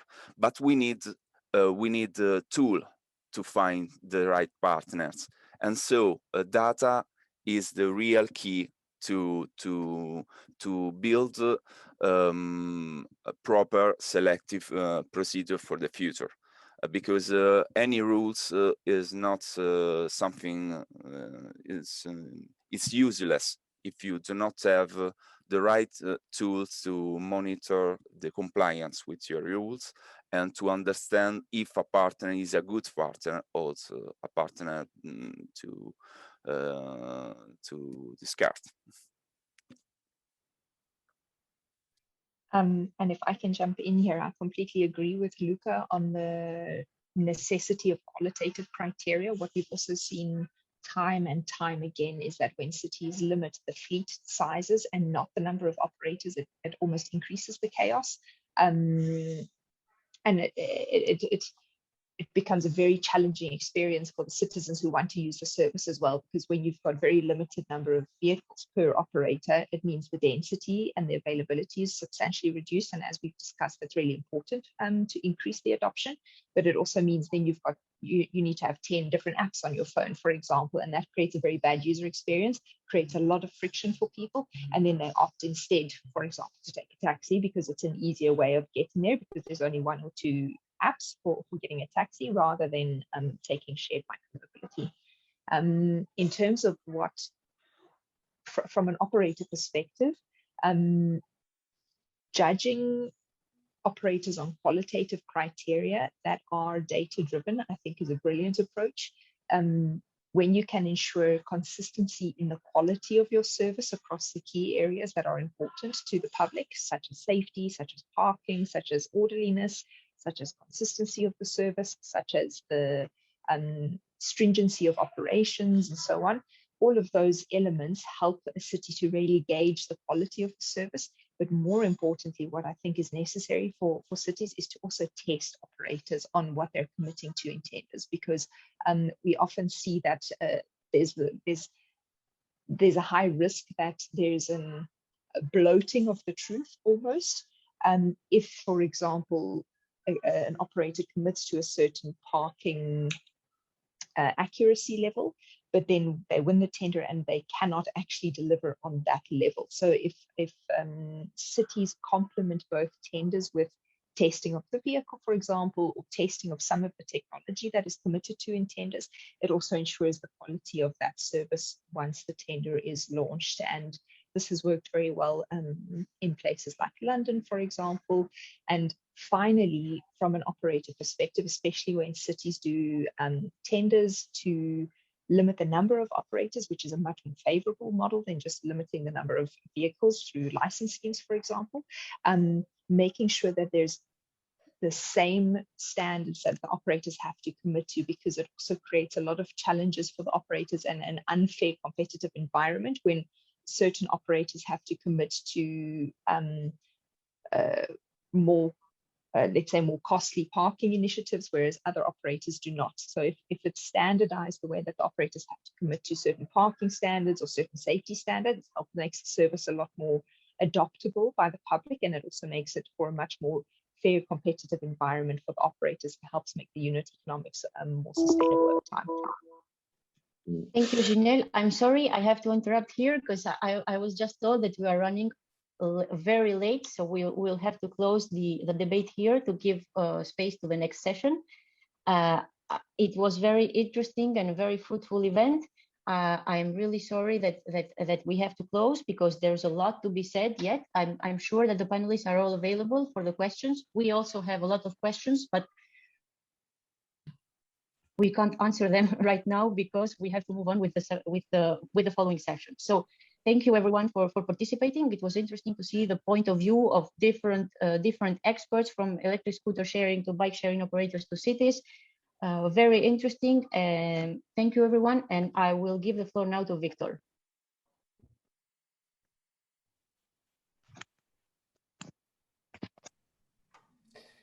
Thank you, Eglantina. Thank you all the speakers. I guess that we have been you have been discussing regarding very relevant trends over micromobility. You have talked about safety, affordability, sustainability, even space allocation, and also you have been discussing regarding how to collaborate with the cities. So in this sense, data plays a very interesting role.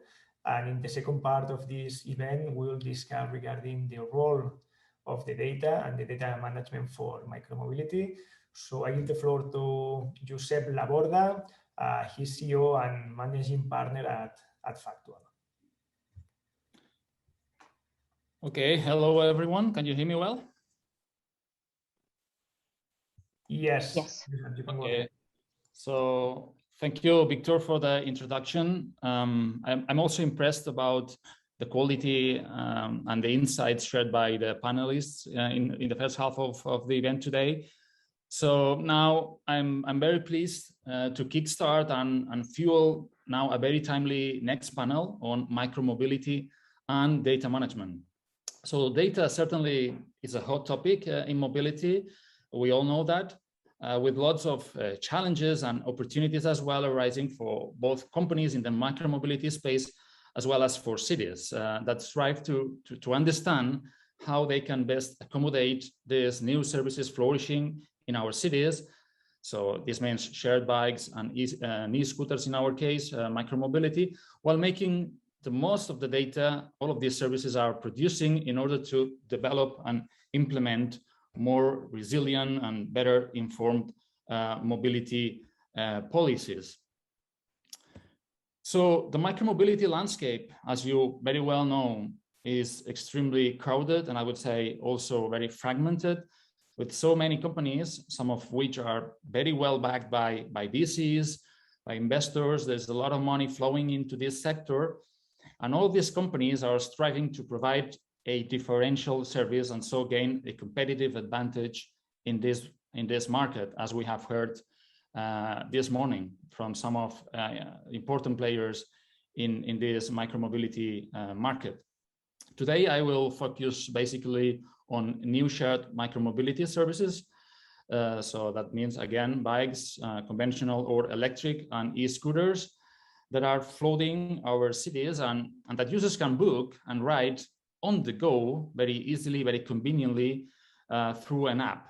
So, and generating lots of data along the way.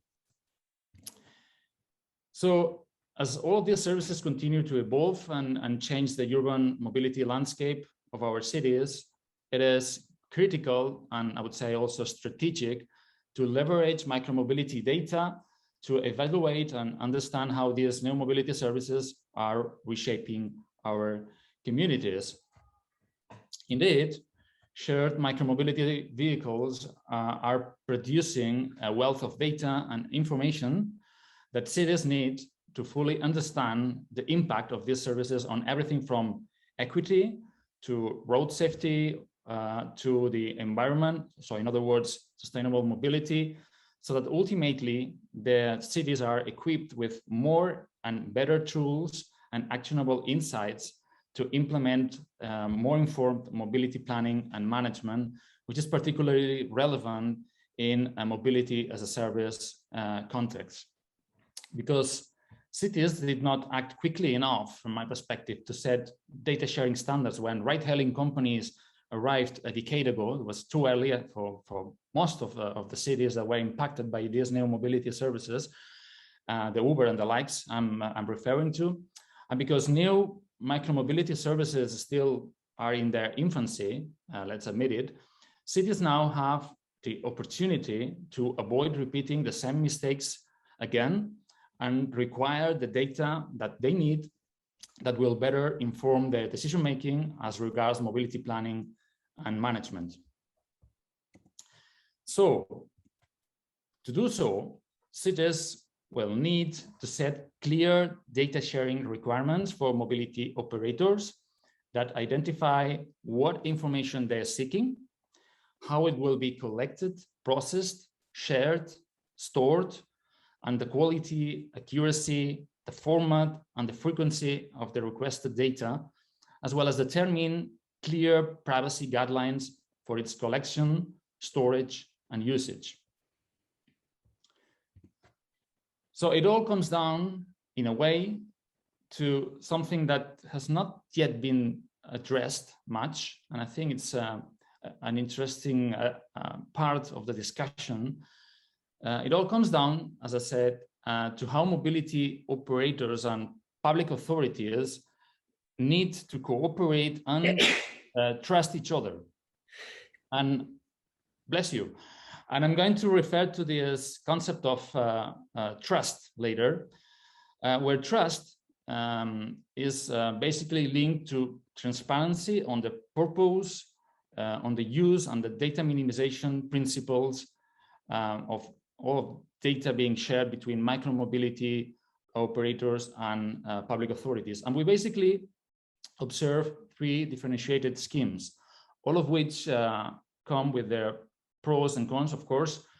There's lots of shades of gray under each scheme that we're going to see, where it's ultimately up to cities to define or to decide which model suits them best. So first, micromobility operators can provide the requested data to the city's governing agency directly. And this can be done basically in 2 quite radically different ways, carrying, of course, different implications. Where operators do not trust public authorities for whatever reason, or are reluctant to share their data because they feel their users' privacy or their competitive advantage in the market might be somehow compromised, they perform typically data processing first in-house. They kind of aggregate data, adding them a layer of anonymization, and only then they provide a subset of data to public authorities, which might use them for auditing purposes. This is a case, for example, of the well-known service called Uber Movement, where the company releases datasets to the public in support of urban and transport planning. And to prevent user privacy issues, Uber aggregates car GPS traces into small areas and releases free data products that indicate the average travel times of Uber cars between them. Although this is certainly somewhat useful, some might as well consider this strategy rather a PR strategy, where some researchers have even pointed out the extent to which such data, so pre-processed data, is actually that helpful to support or inform any mobility strategy in the city. So overall, it is quite evident to me that Uber and all the companies, all the mobility operators are generally rather reluctant in principle to share raw data with public authorities, which is the next scheme we will analyze, where it is cities who do not trust operators or platforms. And so they mandate that operators send all the raw operational data they generate while operating their services. A remarkable initiative in this regard, designed to govern data sharing from shared micromobility service providers to cities, is the mobility data specification, very well known. That is a digital tool that helps cities to better manage transportation in the public right of way. So the MDS is an initiative to standardize communication and data sharing between cities and private micromobility providers. And this allows cities to share and validate policy digitally. That's important, enabling vehicle management and better outcomes for citizens. Plus, it provides mobility service providers with a framework that they can reuse in new markets, allowing for seamless collaboration that saves time and money. And again, this has been mentioned this morning, that we need some common frameworks for sharing data so that, you know, ultimately services are scalable and can be easily implemented across different cities. On the MSD, a lot has been said, and also concerns have been raised by major players in the market, such as, again, Uber, which have, for example, as you very well know, sued the Los Angeles Department of Transport over what the company considered to be too stringent data sharing requirements from the city. This is only one reason why the MSD is being examined by some countries in Europe, where a critical aspect is to assess compliance with the European GDPR.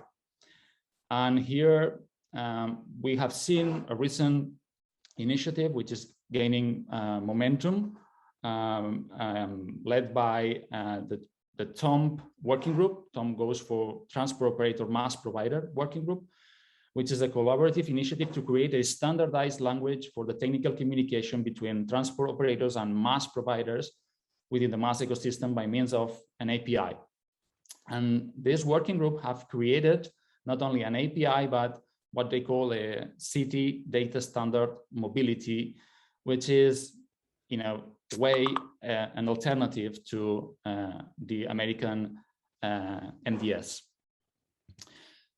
And a compromise solution is that where all parties would trust a third party that handles all data. This can be an academic institution, for example, a university, or can be a non-profit, or could be a data analysis platform, such as Fluctuo, that we have heard this morning in the initial keynote, or others such as Vianova, Populous, Remix. There are a few in the market.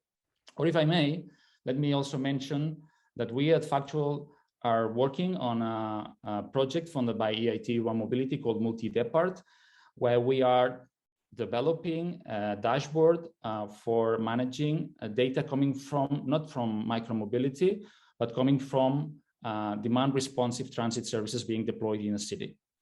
So that's one tool that we are developing these days.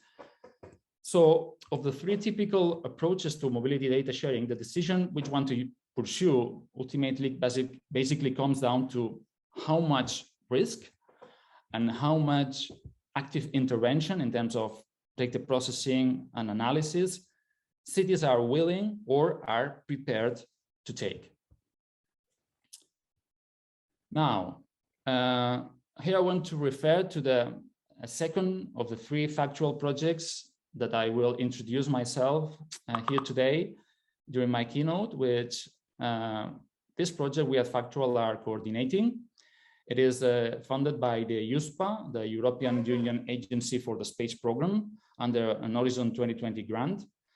So Molière is building an open data commons for mobility services, a mobility data marketplace underpinned by blockchain technology with the goal to raise the profile, visibility, availability, and utility of mobility data, where, importantly, geolocation of either moving vehicles or end users is provided, among other systems, such as the GPS, by the European global navigation satellite system called Galileo. And we will test this platform to fuel and to demonstrate a diverse set of concrete, highly relevant mobility scenarios and use cases where geolocation data is key. So to effectively address the needs of cities, public transport authorities, mobility service providers, and end users. Through Moliere's approach, what we want to do is unlock mobility data silos by providing the often missing trust layer that I was referring to earlier in my presentation, by leveraging blockchain technology, which will allow to implement the much needed security, immutability, and anonymization features required for implementing a robust mobility data sharing policy, as well as develop some data monetization schemes based on smart contracts. Just to mention that our friends from Iomob, with Cohen in the next panel, are the technological partner behind the development of Moliere's mobility data marketplace. A remarkable recent activity of the project has been organizing a hackathon, which, by the way, was actually organized by Carnet, again, with Laia Pagès also taking part in the next panel as the moderator of the session, where participants were asked to provide innovative solutions to common urban mobility challenges, such as, in particular, reducing the friction of users trying to find the free-floating vehicle that they had previously booked, particularly in difficult, harsh urban environments, where tall buildings create the well-known canyon effect caused by signals from satellites reflecting on tall buildings. And so the determined position of the vehicles in this case is much less accurate. This, of course, generates this friction that we want to avoid and has been also mentioned earlier. And participant teams in this hackathon were given real operational data from SEAT motor sharing service in Barcelona in this case. But of course, this data could be from any micromobility operator shared through the project's mobility data marketplace or through any other mobility data marketplace. And the participant teams were challenged to develop algorithms to correct data. So multi-constellation receivers, in our case, mounted into the IoT systems of shared e-scooters, bikes, mopeds, or cars, or whatever, can leverage signals from different constellations, so GPS, Galileo, and others, and overall provide more accurate, more robust, and authenticated location data, which is extremely relevant for all urban mobility applications. And that's what the project is trying to address and to let industry players know about. So when thinking of micromobility operators, for instance, as they strive not to be commoditized and differentiate from their competitors, and again, we have heard some strategies that some important companies in this space are pursuing to differentiate from their competitors. So great efforts are being placed not only on the software side, but also on the hardware. So this means on the vehicle itself, including safety features, as we have seen, the driving experience it provides, and importantly, I would say the reliability of the fleet management system, which should provide an improved user experience. For instance, for end users to locate vehicles where they are supposed to be, and also optimize operation of the fleet for maintenance purposes or for rebalancing the fleet.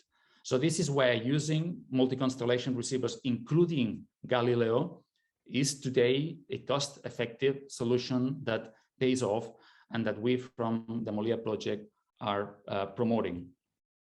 Now, because shared bikes and shared e-scooters are not isolated services being offered in cities where they rather compete with many other mobility services, including public transport, sometimes under increasingly sophisticated mobility as a service offerings, and because micromobility strives to gain a significant portion of this market, let's identify how they can provide the highest added value to city planners and how such cooperation can be nurtured by the provision of increasingly different amounts of different levels of data.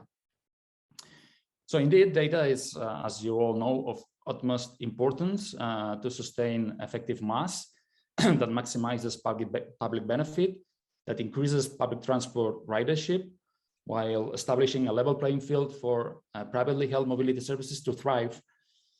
So here I want to discuss that analogous to the widely referenced and very well known for all of you, I'm sure, 4 levels of mass integration topology that I'm sure you have seen in dozens of presentations before. I present here an evolution of the levels of mobility management, highlighting the key contribution of mobility data in each of these increasingly sophisticated levels. So in recent years, if we go to level 1, mobility data reporting in general, many cities have achieved level 1 of mobility management by securing or even mandating access to some sort of mobility data from different private mobility operators. And this is basically, if I had to summarize, to oversee the operation of these services in the public right of way.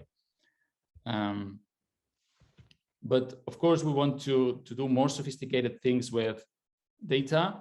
So if we go to level 2 of mobility management, this is achieved when cities are able to leverage the data that they receive, in this case from micromobility operators, not only to oversee the operation of those services where the fleets are deployed and so on, and not more than that, I would say, but also to make more informed decisions and set more effective policies. And this again has been addressed several times before me, ultimately contributing to alleviating well-known transport externalities that we all want to address, such as traffic congestion or climate impacts.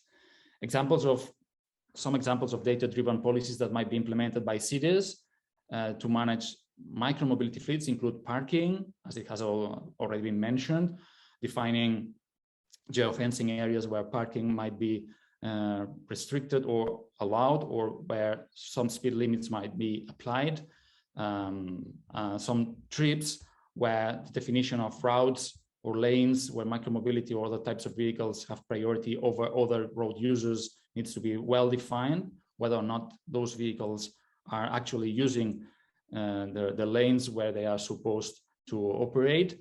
Equity has already been mentioned, where cities might require or subsidize, in some case, fleet services in an area that is underserved, for example, by other means of transport, or where specific micro incentives are to be put in place, where, for instance, first or last mile trips using micromobility services are hopefully subsidized if and only such trips using micromobility would end up in a public transport hub. To stimulate, of course, public transport ridership, which is one common goal, I would say, that many stakeholders in the city environment share. Level 3 is about pricing to optimize decisions. Given that most traveler decisions are, again, has already been mentioned, decisions are largely influenced by, among other criteria, such as availability of vehicles, of course, but time and cost. Time and cost are some important drivers. Pricing is an incredibly important tool for public agencies to leverage to shape desired transportation outcomes that they desire. Level 3 mobility management is achieved when cities effectively leverage pricing strategies, including subsidies, to influence how travelers decide whether to walk, to drive, to use micromobility, or to use public transport, for example. Last year, we saw many cities overseeing shared micromobility programs, and that they have begun to implement more complex policies for pricing the public right of way, including, in some cases, parking fees applied, for example, to restricted parking areas, or even applying fines for non-compliance with equity policies, for not distributing the fleet where it is supposed to be, or, for example, for some users riding these vehicles in areas where they are not allowed to ride. So while setting a fair price for access to roads, to the curbs, and to on-off street parking, well, this is an important mechanism for cities to influence traveler behavior, and also important are subsidies. Public transportation services, this was all mentioned very briefly by RideMovi, are typically heavily subsidized because they are viewed as providing a significant public utility, and that is very obvious. So in short, public transport enables cities to move more people more efficiently than would otherwise be possible if they all drove individual vehicles. That is pretty obvious. What is not that obvious is that similarly, as new private mobility services continue to expand, such as micromobility in particular, it is important for cities to determine when and where private mobility services provide real social benefit or could be incentivized to provide such social benefit. Public subsidies, in that case, should be implemented in the most transparent, cost-efficient, and targeted way, and be designed to address the key performance indicators included in each city's mobility plans. And here I want to highlight RideMovi. You've been looking at this logo for a while. RideMovi, you will discover it a bit more after my keynote by my colleague Alexandra Hösli. So I don't want to spoil her, but it is a very versatile software as a service platform that we at Factual have developed. That's the third project that I wanted to mention this morning. And this platform can be quite easily plugged into any existing mobility as a service or mobility service provider back office platform, and be used to design, to run, and to manage in real time micro incentives programs to stimulate usage, increased usage of, in this case, for example, that's only one use case or one application of our RideMovi, to increase the usage of micromobility services. So Today, many cities have realized levels 1, 2, and perhaps even some sort of level 3 of mobility management through micro-incentives. But micro-incentives, are still a nascent idea, a nascent concept, which we are proposing with our ride deal. The most sophisticated mobility management solutions that exist today are, by and large, applied basically to micromobility services and generally lacking other transportation modes such as ride hailing. So this is an opportunity. And third-party mobility data analytics platforms, such as, for example, Fluctuo that we've seen today, can, in my perspective, deliver levels 1 to 3 mobility management solutions for cities to manage multiple shared modes, including shared bikes, scooters, mopeds, cars, you name it. But few cities have actually implemented mobility management beyond shared electric scooters, and cities are struggling to effectively implement mobility management policies to optimize across the multiple transportation modes other than micromobility. So with level 4 mobility management, when we get there, public agencies will be able to influence how travelers make transportation decisions across modes to promote and then promote societal goals, such as reducing transportation climate impacts, alleviating traffic congestion, and expanding equitable access to mobility across the city. Because again, the most profitable areas in the city where all operators want to deploy their fleets might not be the areas where the city wants actually these mobility operators to actually provide their services for equity reasons, right? So, and of course, it all comes down to the business model and to the profitability of running these services, whether or not to deploy them in given areas of the city. So to reach level 4 mobility management, cities will need access to data from the various transportation services delivered on the public right of way to make, again, data-driven decisions, including the implementation of pricing and incentives in a smart way, not in the old way it used to be, but in a more flexible, more targeted way, as we are promoting with our ride deal. And again, you will hear more about this solution in the panel. So level 4 mobility, and I'm closing, can be more easily achieved alongside level 4 mass solutions. And again, that's why I want to confront the different levels of mass integration that I showed earlier with the different levels of data integration in cities, which go, from my perspective, hand in hand.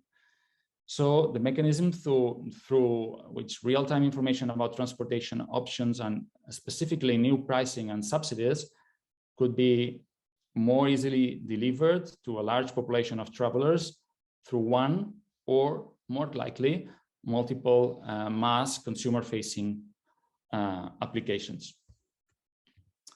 And that is all from my side. And I'm happy to take any question that might have come in, and I guess that there are indeed some questions coming in.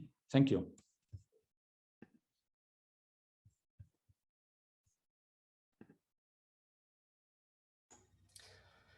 Thanks a lot, Josep. I guess that right now we don't have questions, but as we have said in the chat, you can write the questions for the speakers, and if you want to, you have more questions, you can contact us later. Let's go ahead with the second round table. 1 second, I'm going to share my screen.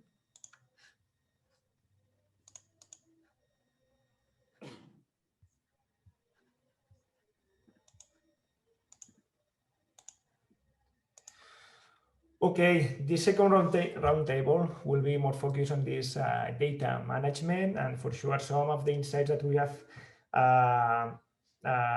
seen from Josep's keynote, I think that could be used as a food for thought and to be discussed in this round table. The roundtable will be moderated by Laia Pagès.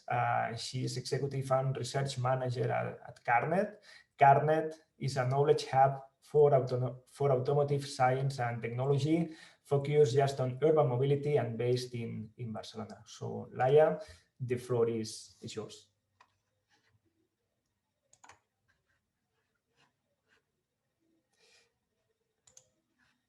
One second, Laia, I guess that I need to unmute you.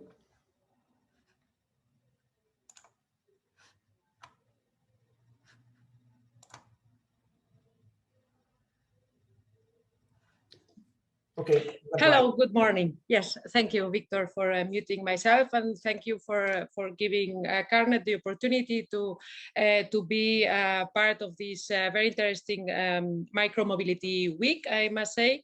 We saw during this morning that cities and micromobility are a challenge. I think that we all understood and we know, well, since years, that cooperation between operators and local authorities, in this case cities, it's a must. We need it, and actually it has been repeated during the whole morning, because data is a very important issue. Let me introduce CARNET. CARNET is a future mobility research hub based in Barcelona, as Victor said. Now we are growing quite a lot, so we are at UPC, which are the headquarters. We do have people inside SEAT, and we have people in Germany, in Wolfsburg, because our founding partners are three institutions. One is the UPC, the Technical University in Barcelona, which brings the technical and academic part. The other is SEAT, the Spanish automaker, 30 kilometers away from Barcelona.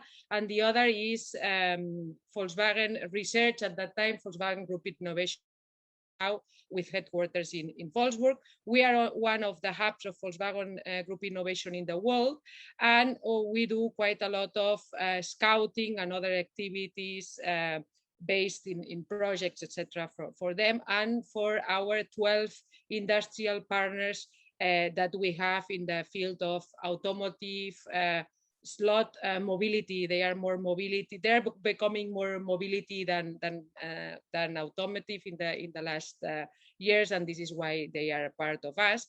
And data has been a very important issue since the beginning of CARNET. We have been working in simulations. Myself, I started my mobility career, transportation at that time, doing very big simulation models in Barcelona and in other parts of the world, and that time in the US, in America.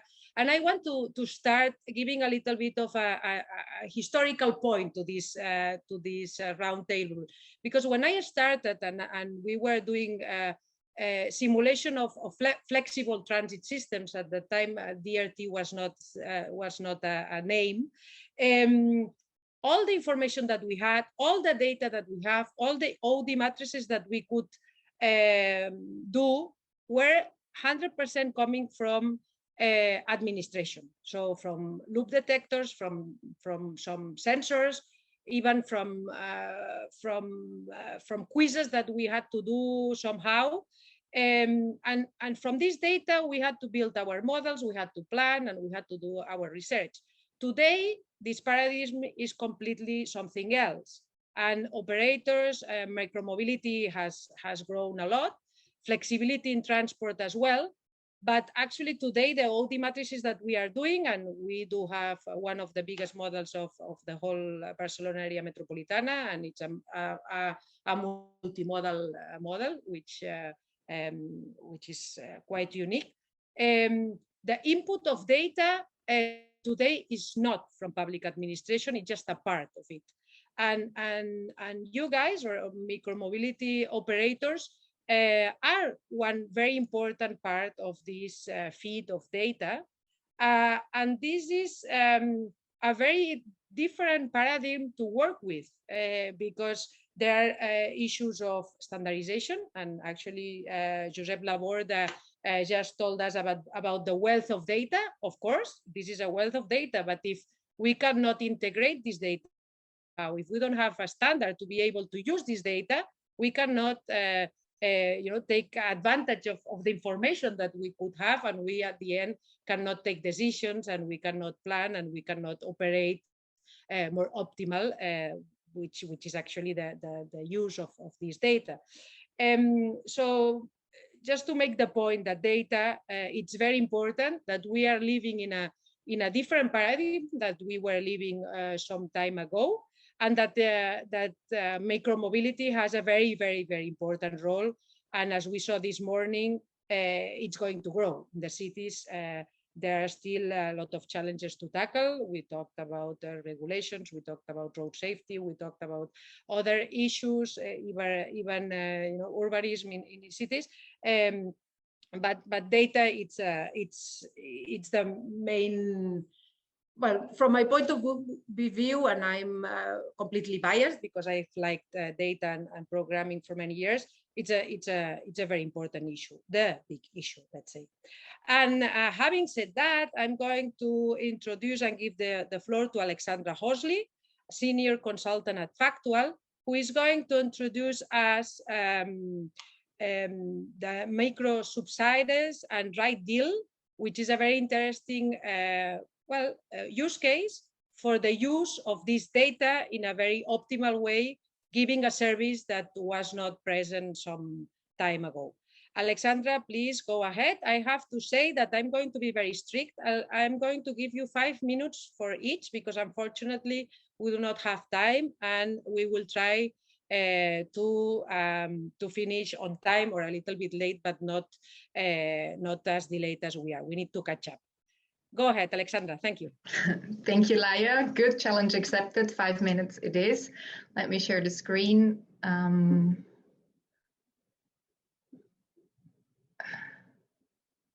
Yeah, okay. I can't share my screen. Hold on.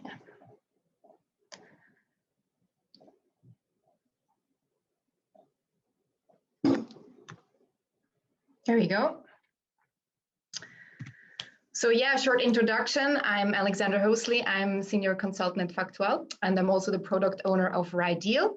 And I'm really happy to use these 5 minutes to introduce to you the concept of micro incentives and how our solution RideDeal actually can help increase ridership of micromobility service providers.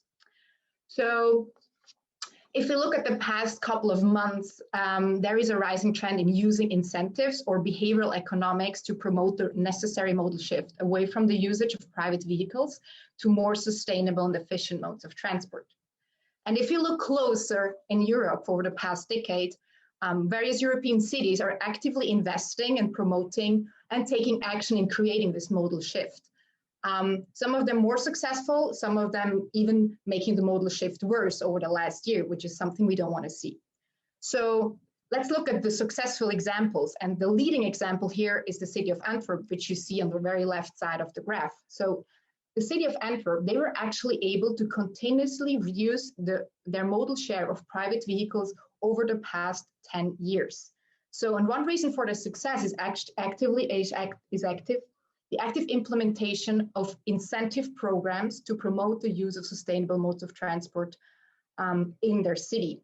Right now, they're currently confronted with the challenge that they have so many different incentive programs running that it's becoming hard to actually manage and control them due to the very high administrative effort. So through talks with different stakeholders in European cities, we have actually identified the following challenge regarding incentive programs. So we all know incentivizing modes of transport is nothing new. We have been doing this with subsidies for the public transport, or we do it in any different way. But so far, all these incentive programs are usually based on a manual one-to-one contract between either public authority or a corporate with a transport service provider. And this might be very useful for this specific use case, but it comes with the downside that they're usually very rigid. You can't really change the contract easily. It comes with a decent amount of administrative effort. It only allows a limited solution to this specific use case, and it does not necessarily address a more complex need of the public authority or the corporate. So all this together makes it very limited for scalability to run many incentive programs.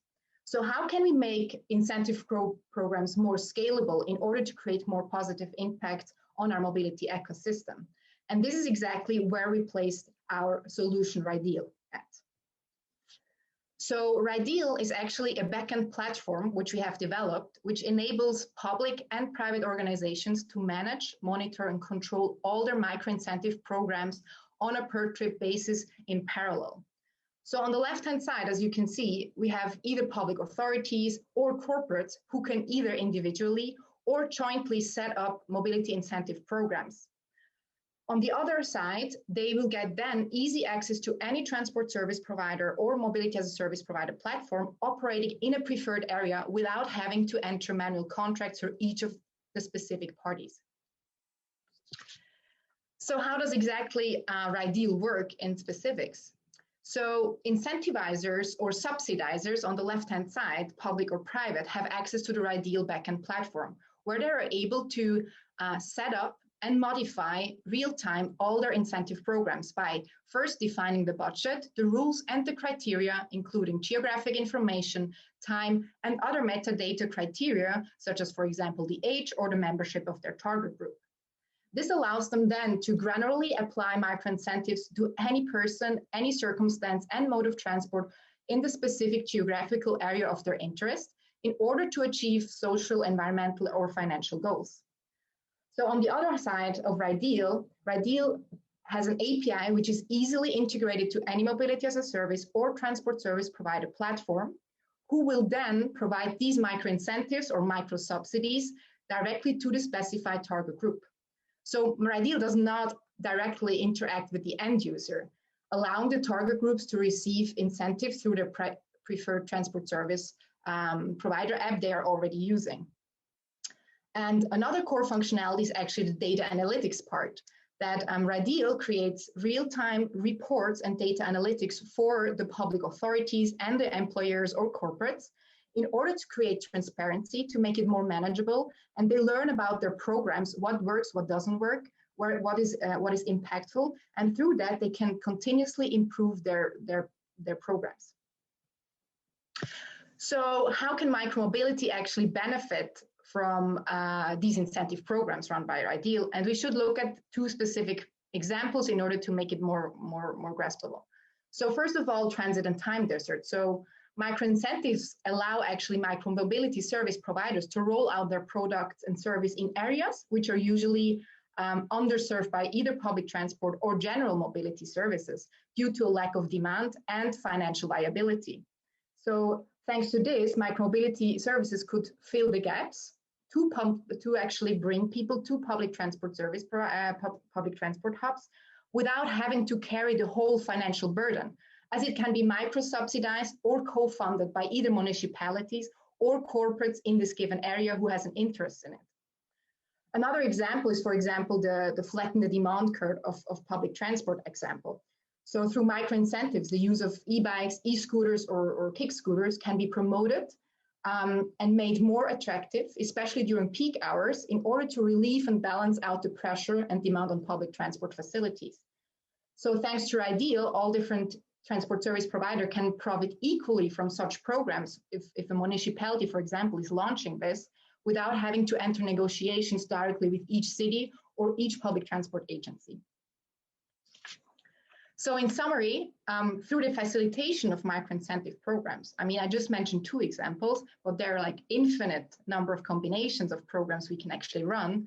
The collaboration combination of different mobility service providers becomes easier, more manageable, and therefore also more scalable. And this will eventually lead to more integrated and attractive mobility offerings to successfully tackle gaps and, first of all, compete with the private vehicle. And through that, ultimately, new and more riders and business will be brought to the different micromobility service providers in the existing market. And all this while balancing and minimizing the financial outlay through the reduction of administrative costs on the subsidizers' part, but also through the flexible and target-oriented use of incentive and subsidy money, and through the possibility, actually, which is very valuable, of co-funding these services in different areas. And this will all bring us a step closer to what we all want, a truly integrated and sustainable mobility ecosystem, as mentioned before by Josep, in the level 3 and level 4, which we try to achieve, all leveraged by mobility data. So yeah, if you have any questions, please let me know. I hope I made it in the 5 minutes, and I give back to you, Laia.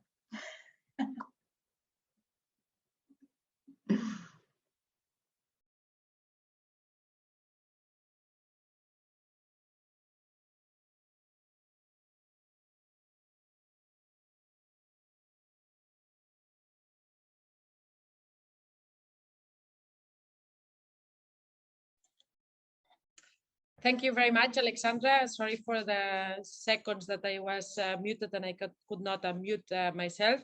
Very interesting, this right deal, and let's keep the questions that you surely have for the end of this session. I'm going to introduce the second person that is going to be with us this morning, who is Jasmine Cerimele from Voi Technologies. She is global lead transport partnerships of Voi Technologies, and she's going to talk about the study that they published recently at Forbes, taking into account the paradigm of e-scooters. Do they help to drive up public transport? Are they taking users from public transport? Are they competing with transport? Are they being an alternative, or are they working all together so that the trip is used by both? Are they feeding public transport? There are different ways and different opinions at the end. But again, we have to look at data to have our own positioning, and this is what we are going to hear today from Jasmine.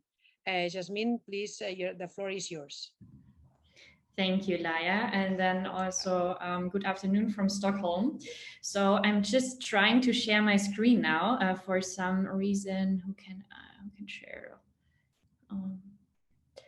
So for some reason, I just struggle a bit, but I will try another time. Jasmine, no worries. I have your file. Let me share my screen. That would be awesome. Just 1 second.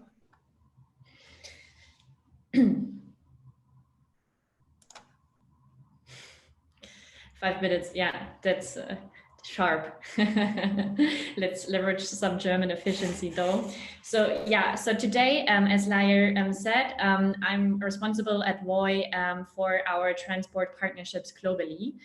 What does it mean and what we are currently aim at? This is kind of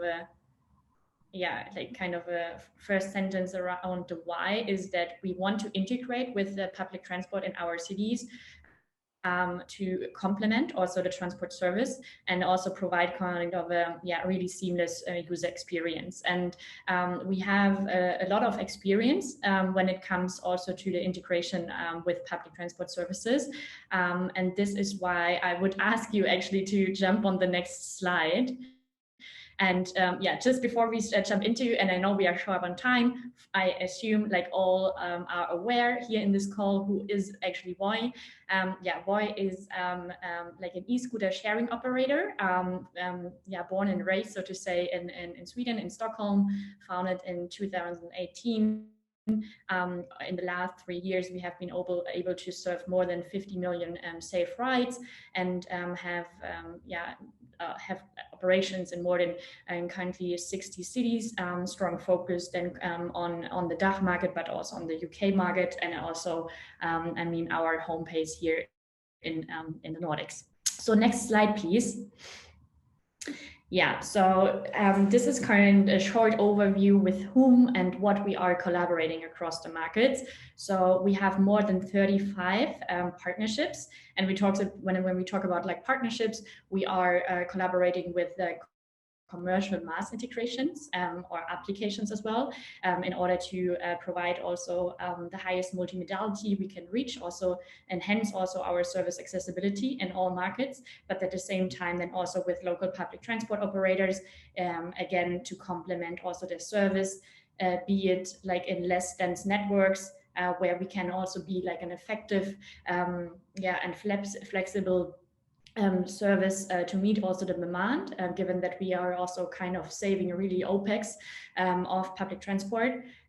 or if it's just that we provide also the service at a certain peak hours in order to balance also the demand at special times only. So yeah, this said, you can see also strong focus here on the German market, but I think what we can also say is that the market maturity in Germany is quite high compared to other markets, what we see in Europe so far. And I truly hope that we can leverage all the expertise we have now gained also with our Deutsche Bahn case in the next couple of months, pretty intense then across Europe as well. So if we go on the next slide, this is just also how we actually integrate with public transport and what we have done now also with Deutsche Bahn. So we are integrating through several layers. This is ready to be rolled out actually with every partner and depending also on the partner needs. And we are dividing then what we have, I think, also heard from Josep, like on the digital way, meaning that we providing through different APIs the integration in third-party platforms. So we enable, depending then also on the platform maturity, the full user experience so that our users are actually able to book and pay also our service in the third-party application. But we have also like a lightweight API where our fleet is just displayed. What we see, and this is like a huge debate I always encounter, is that everybody wants to make mass happen. But then in the most of those discussions, it's really neglected that the success of mass is also highly connected to the operating model, meaning we need also to invest in infrastructure, especially like close to stations, in order to enhance the accessibility of both services at stations. I mean, also like a safe user experience starts also with like having this accessibility to our service, which ultimately enhances then also as a last mile service the demand of public transport. So this is where I really encourage all public transport operators, all cities, also to don't think in silos, but really like also invest in infrastructure. And then of course, both like the digital mass success is then not only dependent on providing racks and infrastructure close to stations, but also accompany this with the right commercial offering. So this is what we see. Then also when it comes to tariff bundles, we have a couple of transport partners who are already heavily investing in this, and I hope to see also more on this and what we have then also done with Deutsche Bahn actually and the S-Bahn in Stuttgart in our trial. So yeah. Given the time, I would just like jump then to the next slide to give you guys a short and more precise description how the setup and how the framework actually looked like when in our pilot. So what we have done is we teamed up with S-Bahn in Stuttgart and also the platform service provider Movimeo. So the framework was that we are getting integrated in the local application. We placed 3 racks, as you can also see, co-branded at the station in Bad Cannstatt. And additionally, we supported also the user growth on the local platform by providing 25 free minutes to every new user signed up. And what we could have found in the 3 months trial, and it was also during the pandemic, that due to this enhanced accessibility, we could have improved 250% of our rides in the 3 months trial. And this leads ultimately to an impact of more than 35% of ridership increase on the public transport side, because we could have proven this by sharing also the sales data on the S-Bahn side. And just to sum this up, this is exactly the framework we need in order to build also successful integrated transport solutions, also kind of a seamless user experience. And this is why, if you are thinking in making a massive success, also start on the right operating model. And I think then we can see a perfect combination actually of public transport and e-scooters. Thank you.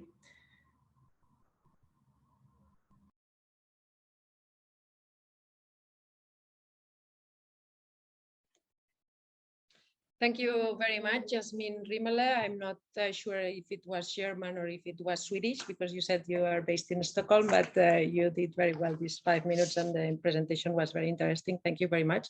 And I'm going to give the floor to the next speaker today, who is Luis Muñoz, CPO and co-founder at Solum.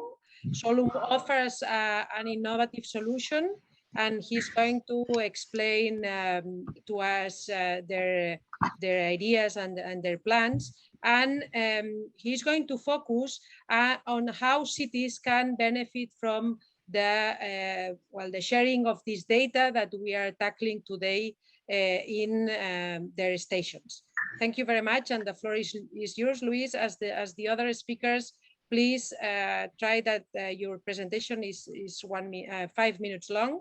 When you have 1 minute left, I'm going to send you a message, as I did with the previous one. Thank you very much. Go ahead. Okay, thank you very much, Laia, for the introduction. I'm gonna share my screen. So yes, okay. I believe you can see it. So good morning to everyone. My name is Luis. I'm the name of the co-founder of Solum. In Solum, we have created a new generation of charging station for light electric vehicle. Well, it's well known that the urban mobility is one of the main challenges nowadays, as we have been discussing all the day here. And as a result, we have seen the appearance recently the new vehicles. For example, the e-scooters. The e-scooters, as any other micromobility vehicle, is a great complement for urban mobility. However, it is facing some challenges: the lack of secure parking, and efficient urban integration, as we can see in the pictures, something that we have seen in our cities, and a complex logistic and operation. Just to give you a quick number, most of the cost of a mobility operator comes from charging and logistics. So that's why we have designed a completely autonomous charging station. It's an autonomous and sustainable station which generates its own energy thanks to our revolutionary solar pavement. And a station to dock, lock, and charge light electric vehicles like e-scooter, e-bikes, and in the future we are working on also motorbikes. We just need 7 square meters to guarantee the energy supply of 14 scooters. The solar part is completely off-grid because the solar pavement acts as a mat, facilitating the installation and speeding up of the paperwork required for the installation of charging station with the public administration. In addition, the system counts with smart locks to guarantee the security of the vehicles, which are controlled through an app. We are the only company in the world with this technology right now, and of course, it's patented. In addition to that, we have been talking a lot about data. Of course, we are developing an charging infrastructure, but of course, it's a smart one. We are collecting all kind of data from, of course, how many vehicles are coming to the station each day, to other factors like the air pollution, the level of noise around the installation. And of course, we are tracking the trips from the private user with the private scooters. We are recording the trip that they are doing to the spot. One really good thing about our station is that it's completely portable. As I said before, the pavement has been act as a mat on the current floor. So if through the data we see that the spot is not used a lot, we can change the location of the station in a matter of a couple of days. This is a really good thing because the mobility patterns right now are changing constantly. So it's one of the advantages of our solution. From this point, we have been working in 3 different business lines. The first 2 ones are focused on mobility. The first one is working with the shared mobility operators in a renting mode, and the second one is just selling the station to private companies. And this business line is focused on private e-scooters, where, as I said before, we lock, dock, and charge them. Of course, there are more companies in this business. This is a need that all cities are having right now. We need some infrastructure in order to park and organize all this kind of new mobility. But no one has our technology, as I said before. No one has a solar pavement, and which make us portable. So no one can relocate their infrastructure, their charging stations to other locations according to the mobility patterns. Here you can have some pictures of about our installation, just to show you that it's really easy to install. We just put the solar pavement or the solar tiles on the floor and drill them to the current pavement, and that's it. As I said before, it's really easy to do, it's portable, and it gives us the opportunity to relocate the charging station according to the mobility patterns that we see in our software platform. So that's all from me. Thank you very much. Thank you for attending this event. And thank you to Factual to organize this event.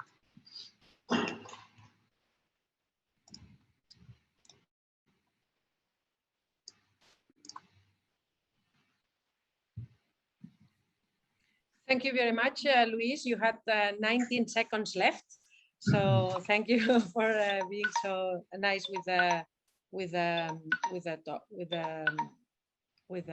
time and trying to keep up the time that we had in behind us.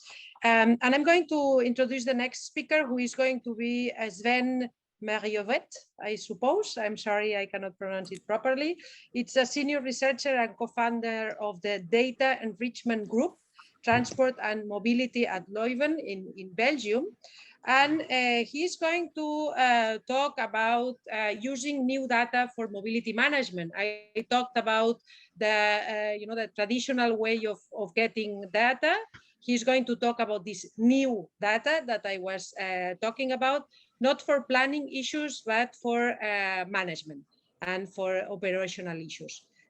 Please go ahead. He's going to talk as well about a project called Numidas, and we are very happy to have you among us. The floor is yours, Sven. As I said to all the other speakers, please try to talk no more than 5 minutes. Thank you. Go ahead. Okay, thank you. So let me first of all welcome you to my presentation. My name is Sven Maerivoet. I work for Transport and Mobility Leuven. We are a research and consulting company in Belgium, where we do impact assessment mostly for about 20 years already. We're also actively engaged in several Horizon 2020 and Horizon Europe projects for the European Union. One of them is Numidas, as you see here, is the one that we are leading for the moment. But aside from that, we are very active in quasi all modes of transport, the impact on the environment, as well as the economical impact in a very broad range of anything that you can imagine, let's say. Now, let me first tell you that what I mostly see when people talk about MaaS, for example, is that you see a technical solution, but technicality by itself does not per se work or does not per se help us. It is important that we also look at what the needs are of the users. So in Belgium, for example, I see many solutions and opportunities. Sometimes it's more driven by technology and not so much by the needs of the users, which means that you may have a very fine app supported by a good backend and a lot of data, but then no one is going to use it, or not enough people are using it, or not the right persons are going to use it.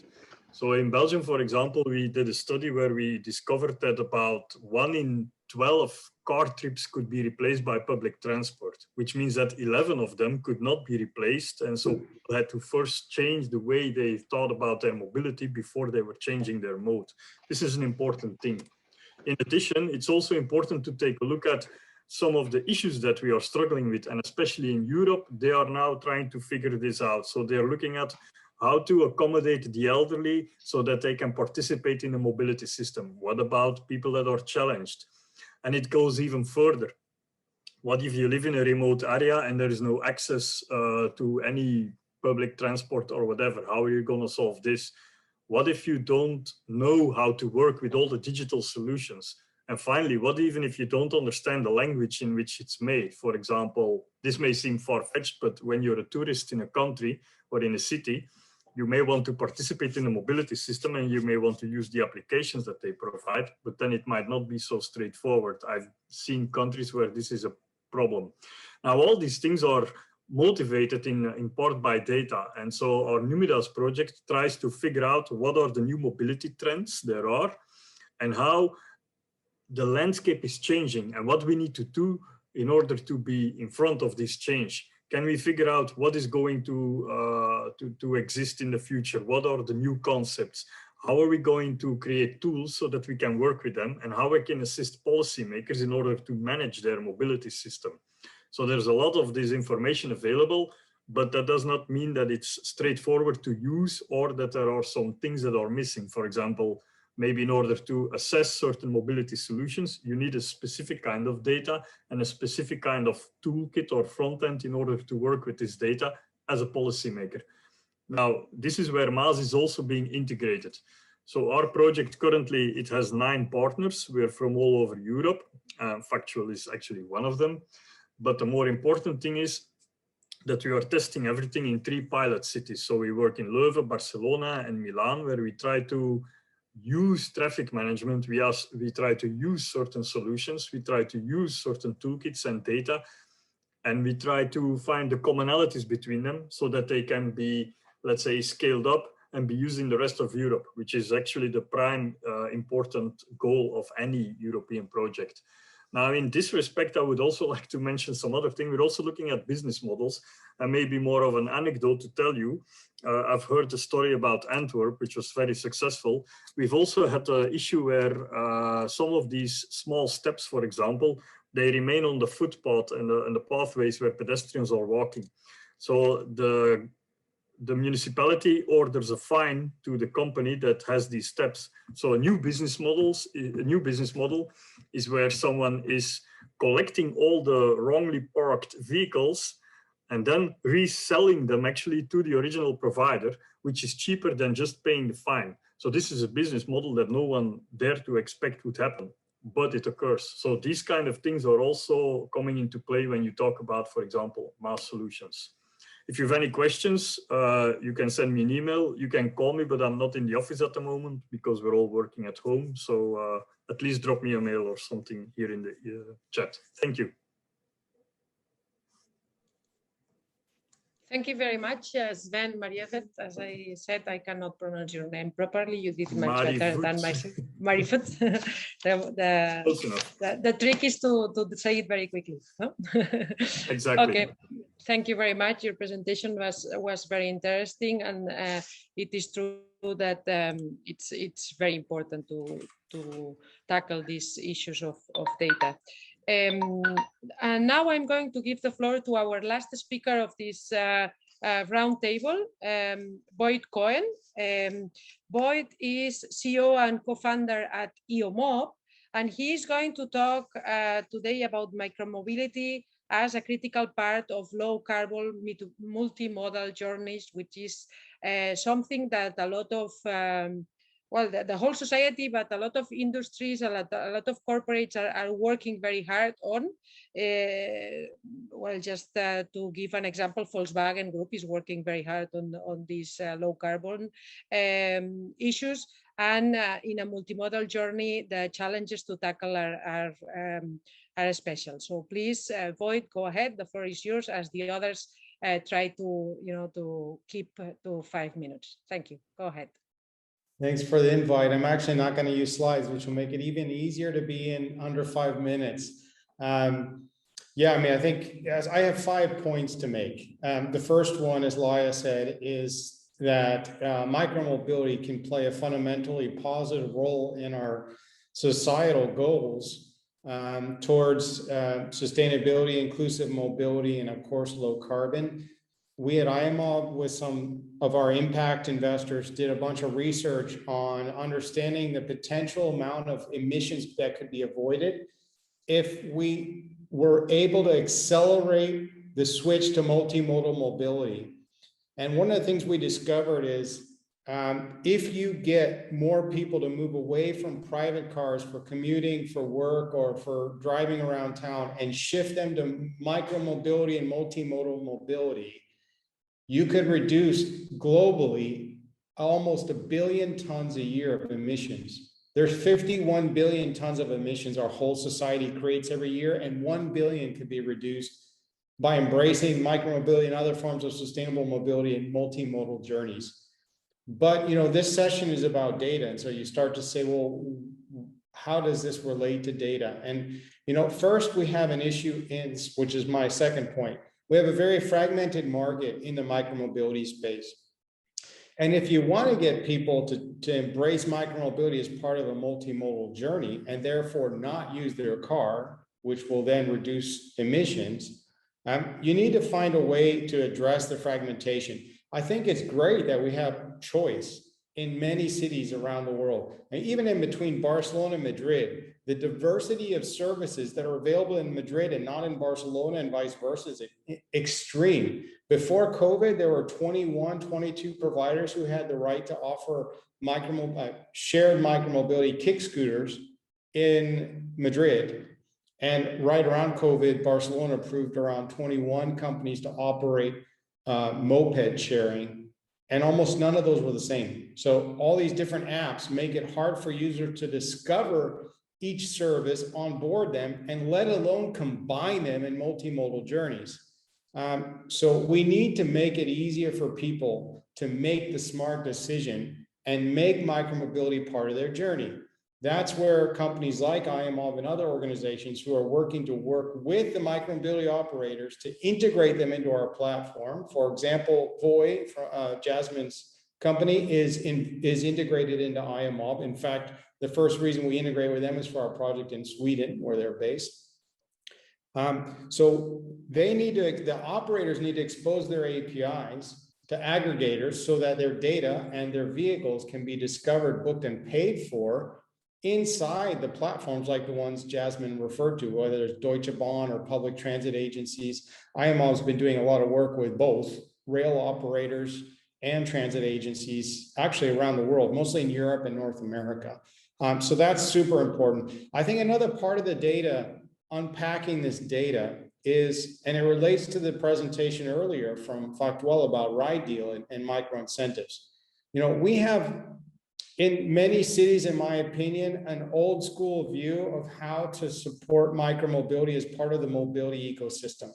Right now, you see in cities like Barcelona, Madrid, London, and others, public sector financed bike sharing schemes where the bike itself, sometimes per bike, costs the city up to 3,000 euros a year to maintain.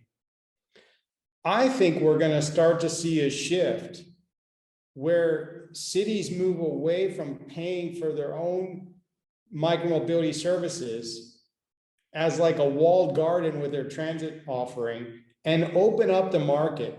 If you're letting these other operators offer scooters, mopeds, cargo bikes, and others in your community, why not make them part of the ecosystem more formally? And why do you only subsidize this private or this public bike share scheme? If you partially subsidized with solutions like Ride Deal, micromobility, you could then make it so much easier for people to make the smart decision for their multimodal journeys. To make that happen, cities need better data. They need to understand right now, if it's not their own public bike share scheme, cities generally have no knowledge about how many people today are taking a scooter to get to a public transit station or a rail station. Without that knowledge, they're operating in the dark about the benefits of micromobility as a paired solution with public transit, and how many people could get out of their cars if they actually had access to affordable micromobility first and last mile. In many markets around the world, we're seeing a lot of debate around whether micromobility can truly be a first and last mile solution, because in many cases it's too expensive for many people to use it as a first and last mile solution with an affordable transit in the middle. Why not subsidize private micromobility services so that we can get more people to have access to inclusive, sustainable mobility. And similarly, I would say the micromobility operators themselves have growing information about how their own users act with their own services, but their data is disconnected from the transit ecosystem. And also they don't know the aggregate information about demand and supply and journey patterns in communities where there might be a gap and where there's need for more service, because they don't have all the data, they only have their own, which is one of the reasons why we're working with Factual and Carnet and SEAD and others on this Molière project, which is to create a mechanism for blockchain-enabled data sharing at different layers. Maybe the transit authority should get all the data, aggregated and anonymized. Maybe if you're a micromobility operator, you should have access to not just your own data, but aggregate anonymized data of all the other micromobility journeys in the ecosystem. And if you're a car sharing operator, the same. Or if you want to pay more, you can pay for more access to more data. So those things need to be considered. And I think, that's where we're going as a community, is to moving towards this aggregated ecosystem where you can optimize journeys, allowing open information so that we can improve the ability of people to travel door to door, reducing their emissions, improving quality of life. Thanks. Thank you very much, Void, with this perfect English and clear ideas. You don't need a presentation. Thank you.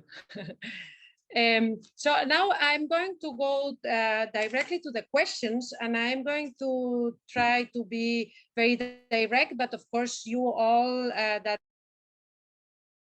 are present in the table are welcome to answer, but I'm going to directly first ask a person that talked, and the first one is for Alexandra Hösli, who is here. And actually, you are blonde. I am, brown, and I have no light. But I guess it's it's part of the screens that we have. That yours is a little bit more black, because I'm not that I have not had time to go to the beach this year yet, so I'm not that black usually. I guess it's a problem of the light.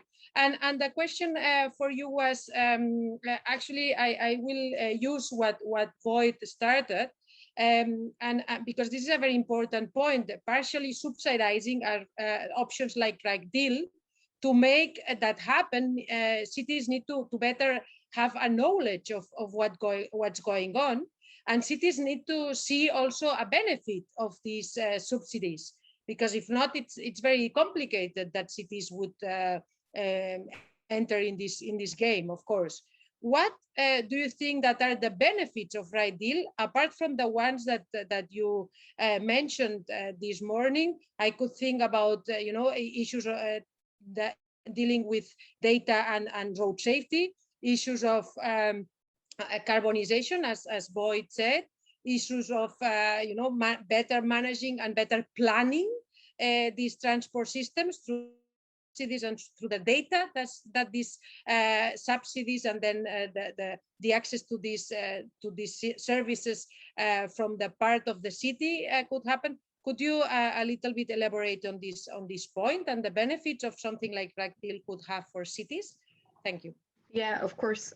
Thank you, Laia. And yeah, very well made point from Boyd regarding this. Now that we start actually using subsidy money, which is usually now in a lump sum given to cities and then spent on certain rigid infrastructures, we can start split it up. And RideDeal actually has incorporated this functionality of the data analytics, which is the core in order to create this transparency. So with that, it should give a clear overview of learning, okay, which kind of transport or multimodal trips would like the user do. Even if they request it and there is no incentive on it, it can help to actually lead or give inputs to the municipality. Okay, maybe we should run it that way. And then if you aggregate this data with other open source data, with about where are different stations located, or what kind of happenings were in the city, for example, they can start actually really target-oriented shift and apply those kind of programs to different use cases. So for example, You could, as you mentioned, you can run clean air season programs where and you let the whole city know that in this time of the year, the CO2 level rises due to the temperature, which is rising. So we actually incentivize even more alternative modes to transport as electric driven vehicles, as micromobility, or e-cars or e-taxis, etc. So we can really start to use this with the communication, but then also target-oriented, use these benefits to actually steer and a bit the movement and the micromobility ecosystem.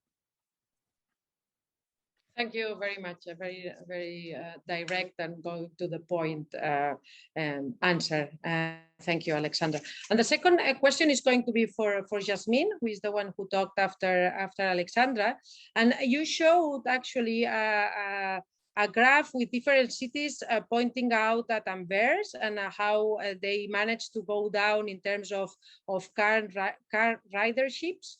And I saw that Barcelona is completely stable. I don't know if it's a data problem that they don't have data every year and they take exactly the same data from last year. Can you further elaborate on these graphics? I'm not sure if you can show it again so that the public knows what I'm talking about. Laia, I think Jasmine has already left. Okay, I'll ask her in another moment when I have the opportunity, but it was really stable, so completely flat. And this was amazing because from what we know, car ridership is changing as well in Barcelona. It was just curiosity more than something else. Then I'm going to go to the next speaker, who is Luis Muñoz from Solum. And I would like to ask a question regarding the data that he was explaining that they are collecting. I guess that it has to do more with data related to the energy of this micromobility and the state of the battery and how it is going, or if it's full or empty, or how long this micromobility or other vehicles can ride. Are you thinking about moving forward and doing this open, so that, for example, open could be a solution, and have roads or trips or have other operational information, or this is out of your scope? Thank you.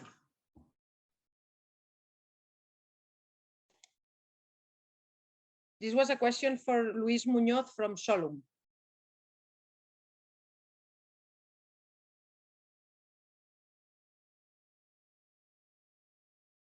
I'm not sure if it's a problem of unmuting and unmuting. Yeah, Luis, it seems to be here, but I'm not sure if he can answer your question. Yeah, he's not unmuting himself. Well, I'm going to ask to the next one, who is Sven. And you presented a very interesting positioning and data scheme for Leuven, for Barcelona, and for another city that I don't remember right now where it was exactly. I remember these two. How scalable are these solutions to other cities, to other realities, to other regulations, to other sizes, and to other at the end other realities? Thank you. Please, Sven, go ahead. At the moment, not very much, as we're still developing them. But the huge problem is identifying some commonalities between all these types of cities. So we are looking at an extensive set of use cases, things that cities can do. And there we will find commonalities. And then we can say, okay, you may need this or that kind of data. And then scalability is just a matter of implementing it and making sure that you have the right data in order to support your policy and that you have the right tool.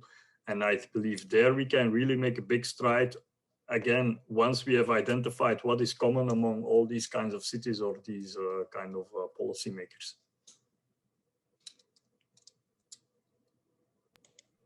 Thank you very much, Sven.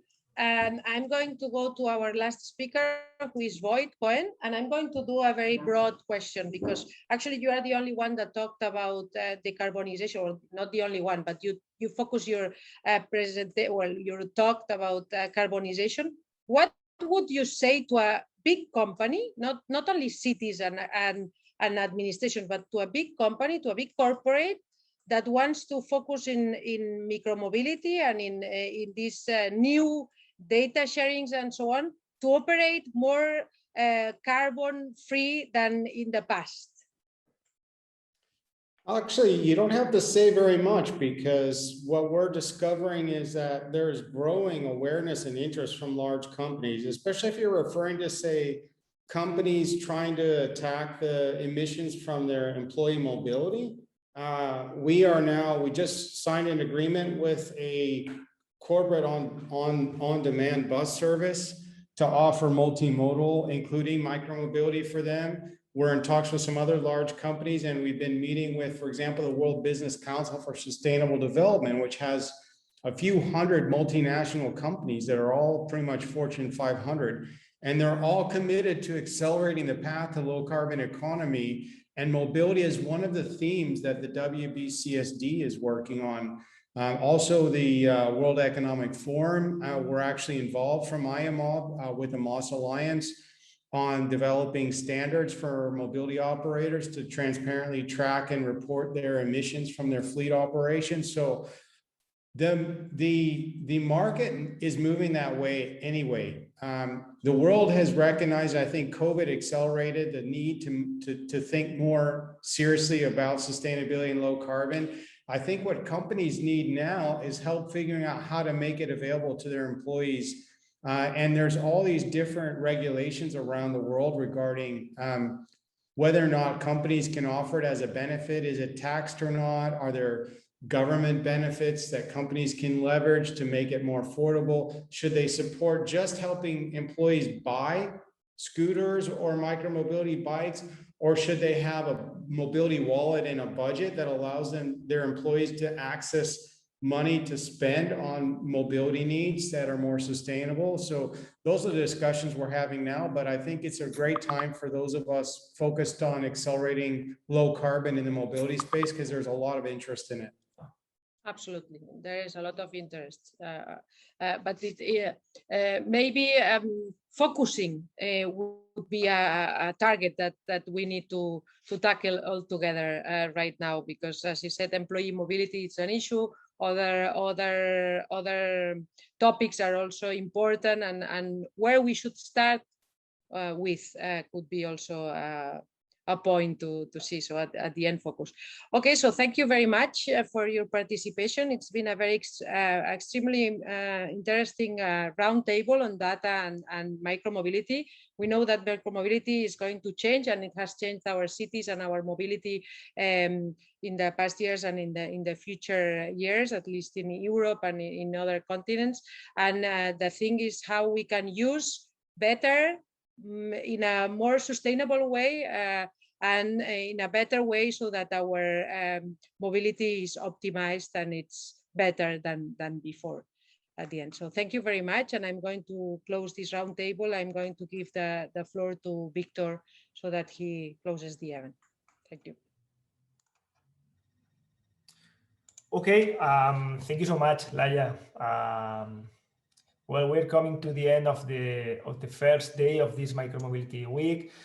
Many thanks to all the attendees for your time and the interest and in taking part in this event. I hope that you enjoy it. And for sure to all the speakers for your time as well and for sharing relevant insights. I have a list of relevant insights that you have provided today. I would like to emphasize one of them. I guess that it was said by Boyd that is the big one. The relevance of micromobility is to help in our societal challenges. Sorry. So based on this statement, we need to keep on working on the different areas that we have discussed today, like data management, collaboration with cities, even inclusiveness, and so on. So Thanks a lot again. And last but not least, in the chat box, I'm going to write down the registration link for tomorrow's event. So this is not just an isolated event of micromobility. We're planning more to come, not just for this field, but for other areas of mobility. For sure. So stay tuned in our social networks, and we'll be informing regarding the upcoming events. Thank you so much.